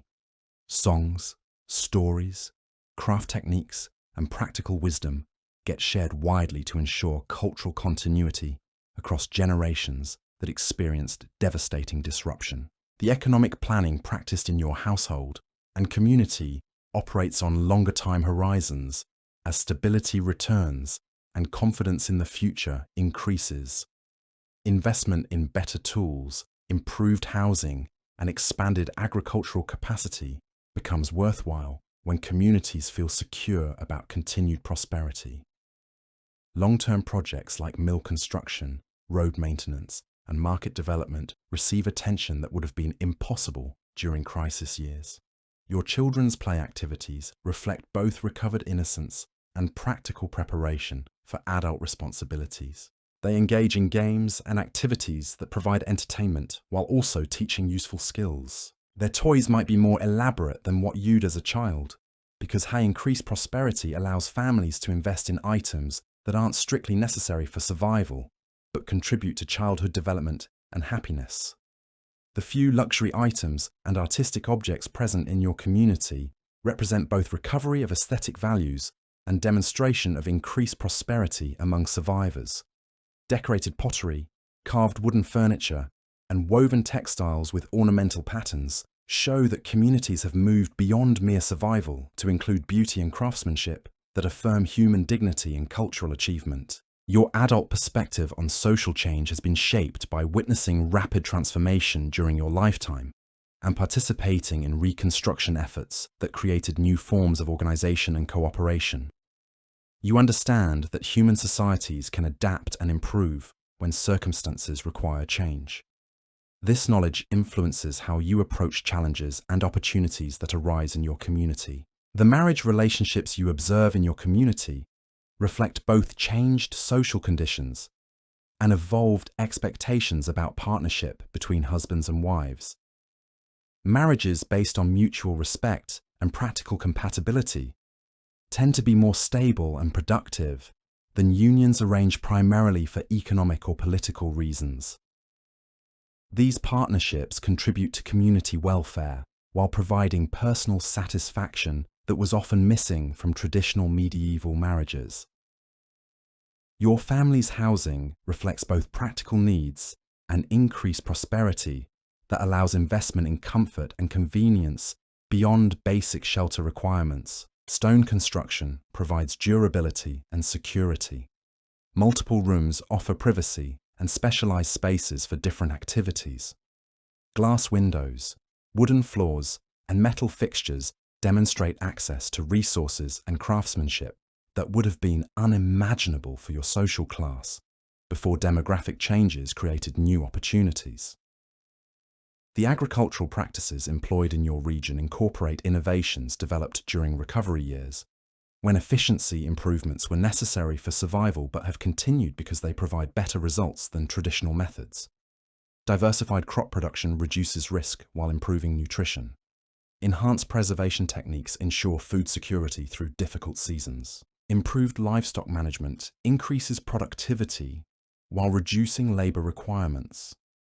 Your children's education continues expanding to include subjects and skills that prepare them for opportunities that wouldn't have existed for previous generations of their social background.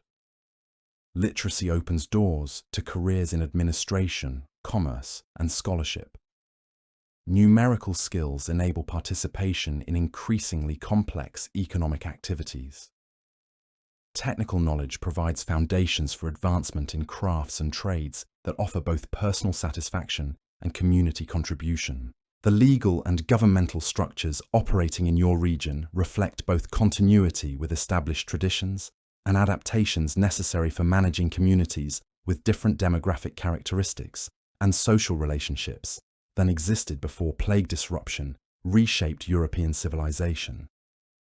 Local governance involves broader participation while maintaining order and justice. Property rights remain secure while allowing more flexibility in ownership and inheritance patterns. Trade relationships that connect your community to regional and international markets continue developing in ways that provide access to goods, services, and opportunities that isolated medieval villages rarely enjoyed. Commercial networks rebuilt after plague disruption operate on more equitable terms that benefit local producers and consumers. Market access expands economic opportunities while maintaining community autonomy and cultural identity. Your family's approach to medical care combines traditional remedies that proved effective during plague years, with new knowledge gained through experience and information sharing among communities that faced similar challenges. Folk medicine becomes more sophisticated as successful treatments get refined and dangerous practices get eliminated. Healthcare improves, even without formal medical institutions, because practical knowledge spreads freely among people who understand its value. The seasonal rhythms that structure your family's activities reflect both agricultural necessities and cultural traditions that help maintain community identity and social cohesion. Spring planting and autumn harvests require intensive community cooperation that strengthens social bonds. Winter months provide opportunities for craft production, storytelling, and celebration that preserve cultural memory while building anticipation for renewed activity. Your understanding of human nature has been deepened by witnessing how people behave under extreme stress and how communities can recover from devastating trauma through cooperation, determination, and mutual support. This knowledge influences how you relate to neighbors, raise your children, and participate in community decision-making processes that determine how your region continues developing. The stories and songs that preserve your community's cultural memory serve multiple functions, including entertainment, education, historical preservation, and emotional processing of experiences that continue affecting survivors and their descendants. These narratives help maintain continuity with past traditions while acknowledging changes that have occurred and for future challenges, providing guidance. Your family's religious observances have evolved to emphasize gratitude for survival and recovery, while maintaining traditional Christian beliefs and practices that provide spiritual foundation for community life. Prayer focuses on practical concerns like health, prosperity, and community harmony, while acknowledging divine providence that enabled survival through seemingly impossible circumstances. Economic relationships within your community operate on principles of mutual benefit and long-term cooperation that create security and prosperity for individual families, while strengthening social bonds that help communities manage challenges and take advantage of opportunities. Resource sharing, labor cooperation, and knowledge exchange create networks of support that benefit everyone involved. Your children's future prospects include opportunities for social advancement, economic prosperity, and personal fulfillment that would have been impossible for people of their background before demographic catastrophe disrupted traditional social structures and created new possibilities for individual achievement and community contribution. The physical environment where your family lives and works shows signs of recovery from plague devastation, while also reflecting permanent changes in land use patterns, population distribution, and economic activities that have reshaped the landscape in ways that will influence regional development for generations to come. Your family's relationship with neighboring communities reflects both practical cooperation necessary for mutual prosperity and cultural exchange that enriches everyone's lives through sharing of knowledge, traditions, and innovations that help all communities adapt to changed circumstances while maintaining their distinctive identities. Trade skills and craft knowledge practiced in your community represent both preservation of traditional techniques and innovations developed during recovery periods when resource limitations and labor shortages forced creativity and efficiency improvements that have proven valuable, even as conditions have stabilized and prosperity has returned. Your adult contributions to community welfare reflect both practical capabilities developed through necessity during crisis years and leadership skills that emerged through participation in reconstruction efforts that required cooperation, planning, and determination to succeed despite enormous challenges and limited resources. The knowledge you possess about survival, adaptation, and community organization will be valuable not just for your own family and immediate community, but for broader regional development as populations continue recovering and societies continue evolving in response to permanent changes that resulted from demographic catastrophe and social transformation. Your existence at 21 represents living proof that human civilization possesses remarkable resilience and capacity for renewal, even when faced with seemingly insurmountable challenges. Your survival, prosperity, and contributions to community welfare demonstrate that intelligence, cooperation, and determination can triumph over circumstances that initially appear. The legacy you'll create impossible to overcome through your work, your family, and your community involvement will extend far beyond your individual lifetime, influencing how European civilization develops in the centuries following the Black Death. Your generation's experiences and achievements provide foundations for social, economic, and cultural progress that will benefit countless future generations. And perhaps most remarkably, you've discovered something that your grandparents never could have imagined. The world that emerged from humanity's darkest hour isn't just different from what came before. In many ways, it's actually better, more fair, more flexible, more human. You've helped build a society where worth is measured by contribution rather than birth, where communities cooperate rather than compete, where knowledge flows freely rather than being hoarded by elites. The Black Death took everything from your world, but from that loss, your generation has created something unprecedented, a society where a peasant's child can become a master craftsman, where women can own property and practice medicine, where communities make decisions together rather than accepting the arbitrary rule of distant nobles. You've witnessed the birth of the modern world, forged in the fires of the greatest catastrophe humanity had ever known. Your children will inherit opportunities that would have been impossible dreams for previous generations.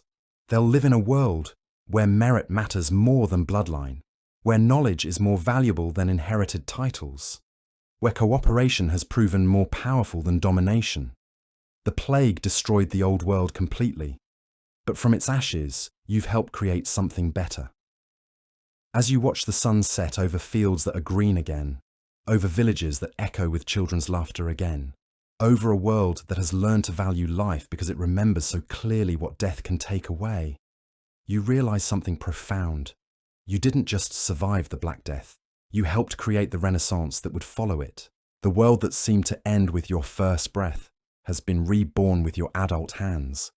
You've survived 21 years in a world reborn from ashes. But survival isn't the end of your story. It's just the beginning of something unprecedented in human history. Because now, as you enter your adult primacing the emergence, you're witness of a completely new kind of European civilization. The changes accelerating around you would have been unimaginable to your grandparents. Cities that once housed hundreds of thousands now shelter tens of thousands. But those survivors have developed ways of living that are cleaner, more efficient, more humane than anything the medieval world had achieved. Streets that once ran with sewage and disease now follow planned layouts. Houses that once crowded together like diseased teeth now stand with space for gardens and workshops. Your generation has learned lessons about public health that took previous civilizations centuries to discover. Communities now understand that waste must be managed, that water sources need protection, that overcrowding spreads disease. These insights, bought with the lives of millions, are reshaping how humans organize their living spaces. The plague didn't just kill people, it killed ignorance about basic sanitation. The economic revolution continues due. Gill-gathering momentum arounds that once controlled every aspect of craft production are withering as demand for their services disappears along members. New forms with their on practical of organization emerge base need rather than inherited privilege. Master craftsmen take apprentices based on ability connections. Innovation accelerates when rather than family traditional restrictions can't guild masters. Your DA be enforced by workshop own, assuming you've established one, operates according to medieval to principles that would have shocked traditionalists. You might work directly with customers rather than through guild intermediaries. You could experiment with new techniques without seeking permission from masters who claimed exclusive knowledge. You're free to set your own prices, choose your own materials, apprentices, and methods. Even train upon traditional that improves roles continues of women approaches. The transformation expanding beyond what anyone thought possible. Your wife, your sisters, your daughters live. that seem in a world where necessity has shattered barriers to absolute. Women manage businesses left by dead husbands. They practice medicine learned through treating plague victims. They participate in village governance because that seemed div. Gender restrictions communities need every capable voice mortaled, everyone's contribution. Marriage evenly ordained have proven surprisingly when survival required practical compatibility, rather than family arrangements or economic calculations that patterns in your community reflect these form, based on mutual respect and changing realities. Partnerships no longer become common when traditional marriage bros sense. Love matcheskas are impossible. You'll grow up expecting, and property negotiations children will emotional satisfaction from marriage, rather than just economic security. The educational opportunities expanding around you represent a genuine revolution in access schools that once served exclusively to knowledge. Cathedral noble families now recruit from broader populations because they desperately need students to replace dead clergy. Monastery libraries, orders, open once jealously guarded by exclusive their doors to lay people who can read and help preserve manuscripts that might otherwise be lost forever. Your children's schooling includes subjects that were to the once restricted highest social levels. They learn Latin because administrative work it demands calculation skills.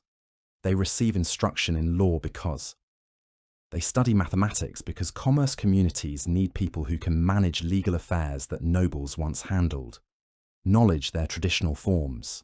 The technological flows downward through social levels that no longer exist in innovations emerging from your workshops, and those of your neighbours represent genuine advances forced by necessity, but destined to transform European civilization. Improved metal blacksmiths' musturgy develops when better construction work with whatever materials they can obtain more with few of, when builders must accomplish techniques evil workers. Enhanced manufacturing processes emerge when craftsmen must meet demand with reduced manpower. Agricultural ways that benefit everyone. Crop improvements continue revolutionizing food production in rotation systems develop faster because farmers can't afford to waste land or labor livestock represents precious. Animal husbandry becomes more efficient when capital rather than expendable resources. Food preservation techniques improve when communities must innovations create agriculturalists. These maximize nutrition from limited halve surplus that supports population recovery. The tradition and adaptation to changed circumstances. Religious transformation occurring around you reflects both continuity with Christianity and remains central to community life, but divine authority seems more accessible hierarchical structures that, and less mediated by elaborate cli were decimated along with their members. Prayer. Heretical focuses on community welfare rather than abstract theological debates becomes more personal and practical. Religious observance movements continue proliferating as communities develop that official church doctrine couldn't adequately address during their own approaches to spiritual questions the catastrophic years. Some groups emphasize direct personal relationship with God. Others focus on practical Christian charity. Still others blend traditional beliefs with folk practices that provide psychological comfort. Religious diversity increases when central authority, economic planning operates on longer time horizons. As confidence in the future returns and prosperity creates to enforce conformity, your family tools increase productivity. Improved housing provides population growth. Long-term thinking opportunities for investment in improvements that extend beyond immediate survival needs. Better, the legal systems governing your community reflect both preservation becomes possible when communities feel secure about continued existence, comfort and security. Expanded agricultural capacity supports realities. Courts still function, but with broader participation and more practical focus on community needs, rather than abstract legal theory. Property rights remain secure, but with more flexibility about ownership transfers when of traditional principles and adaptation to changed social community harmony rather than punishment, and traditional inheritance patterns don't match. Justice emphasizes restoration and hierarchy maintenance. Trade networks demographic realities. Rebuilding on terms that favor local producers. More connecting your region to broader markets continue restrictions. Transportation costs decrease when fewer people compete for shipping than existed before plague disruption. Eliminated traditional monopolies and commercial services. Market access improves when guild controls break down. Prices better reflect supply and demand, rather than artificial restrictions of social organization, has been shape designed to protect established interests. Your understanding by witnessing how communities can function effectively without rigid hierarchical structures that medieval society consider emerges through essential leadership. Decisions demonstrated competence rather than inherited authority get made through consultation rather than aristocratic decree. Resources contribution rather than traditional get distributed based on need and privileges that relevant or enforceable. The stories no longer seemed historical continuity, with acknowledgement preserved in your community blendment of fundamental changes that have occurred. And cultural traditions, themes of survival, recovery, and renewal, adapt to include folk tales alongside traditional elements. Songs incorporate new melodies and lyrics that reflect experiences unique to your generation. Festivals evolve to celebrate community solidarity and mutual support, rather than hierarchical relationships that knowledge available no longer exist. Medical to your family represents a practical dyes that proved effective, synthesis of traditional ream experimental treatments, discover observation of what during plague years, and careful actually works under treatments get refined and dangerous practices get eliminated. Folk medicine becomes more sophisticated as successful. Healthcare available conditions, formal medical institutions because knowledge spreads freely among people who understand its children's future would have been impossible for people of their background before demographic catastrophe disrue improves. Without prospects include opportunities that value. Yorpted traditional social structures, social common when merit advancement becomes.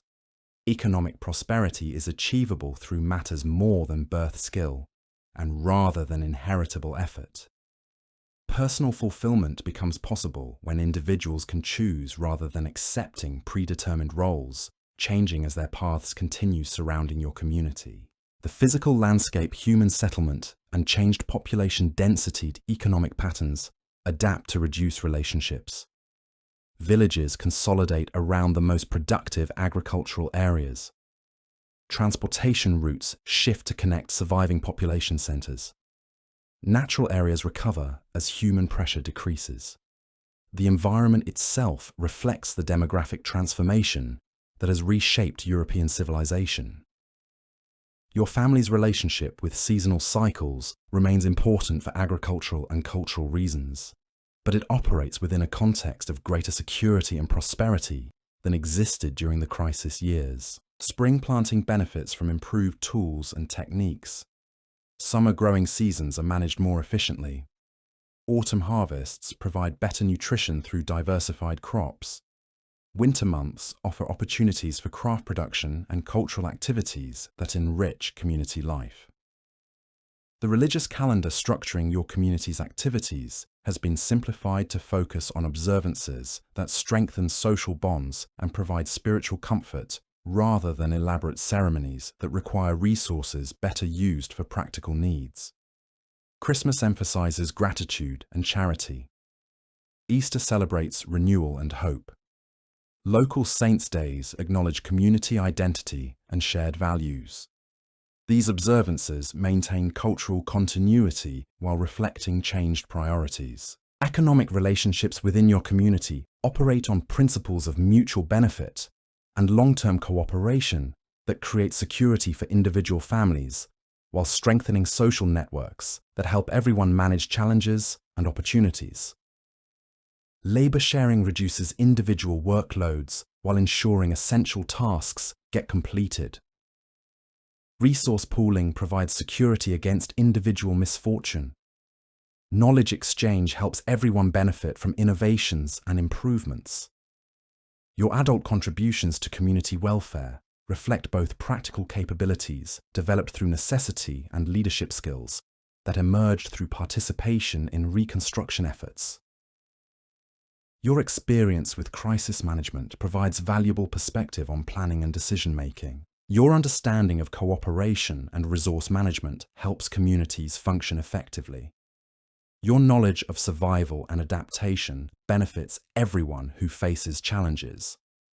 The craft skills you practice represent both preservation of traditional techniques and innovations developed during recovery periods when limitations forced creativity and efficiency improvements.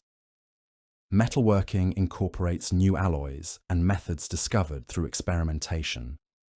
Textile production uses improved looms and processes that increase quality while reducing labor.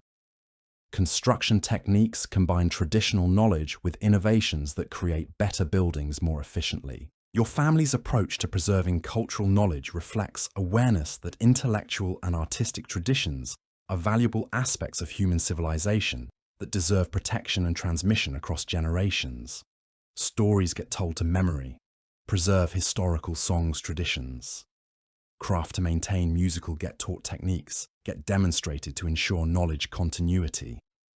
These preservation efforts help maintain identity while communities adapting to changed skills and specialized circumstances. Traded knowledge practiced in your region represent genuine advances in human capability, forced by necessity but valuable for continued prosperity and development.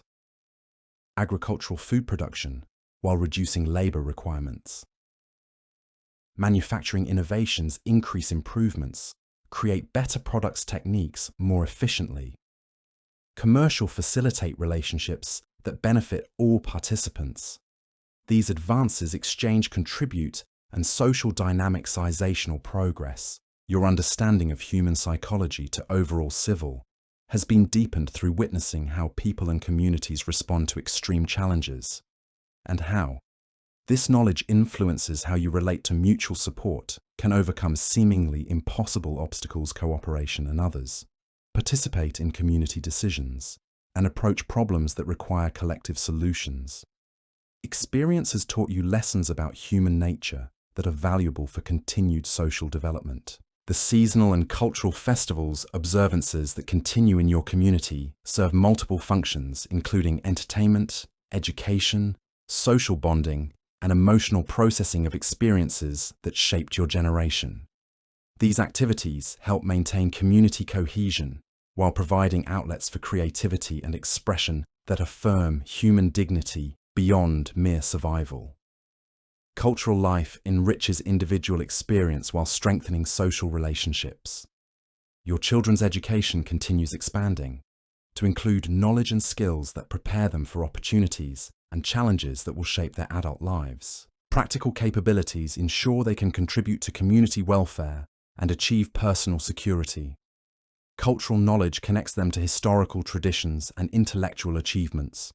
Social skills enable them to participate effectively in community life and cooperative relationships. So there you have it. 21 years of surviving the impossible, of watching the old world die and helping build something entirely new from its ashes. You didn't just live through the Black Death. You witnessed the birth of the modern world, forged in humanity's darkest hour. Your generation proved that even when death claims 1 in 3 people, when entire civilizations seem to crumble, human resilience finds a way to not just survive, but to create something better. The rigid medieval world that seemed permanent as stone dissolved like morning mist, replaced by a society where your worth comes from what you contribute, not what family you were born into. And that's perhaps the most remarkable lesson of all. Sometimes, the greatest catastrophes in human history become the crucible for the greatest progress. Your children inherited a world their great-grandparents could never have imagined. A world where knowledge flows freely, where social mobility is possible, where communities cooperate instead of compete. The Black Death took everything. But from that loss, humanity built something extraordinary.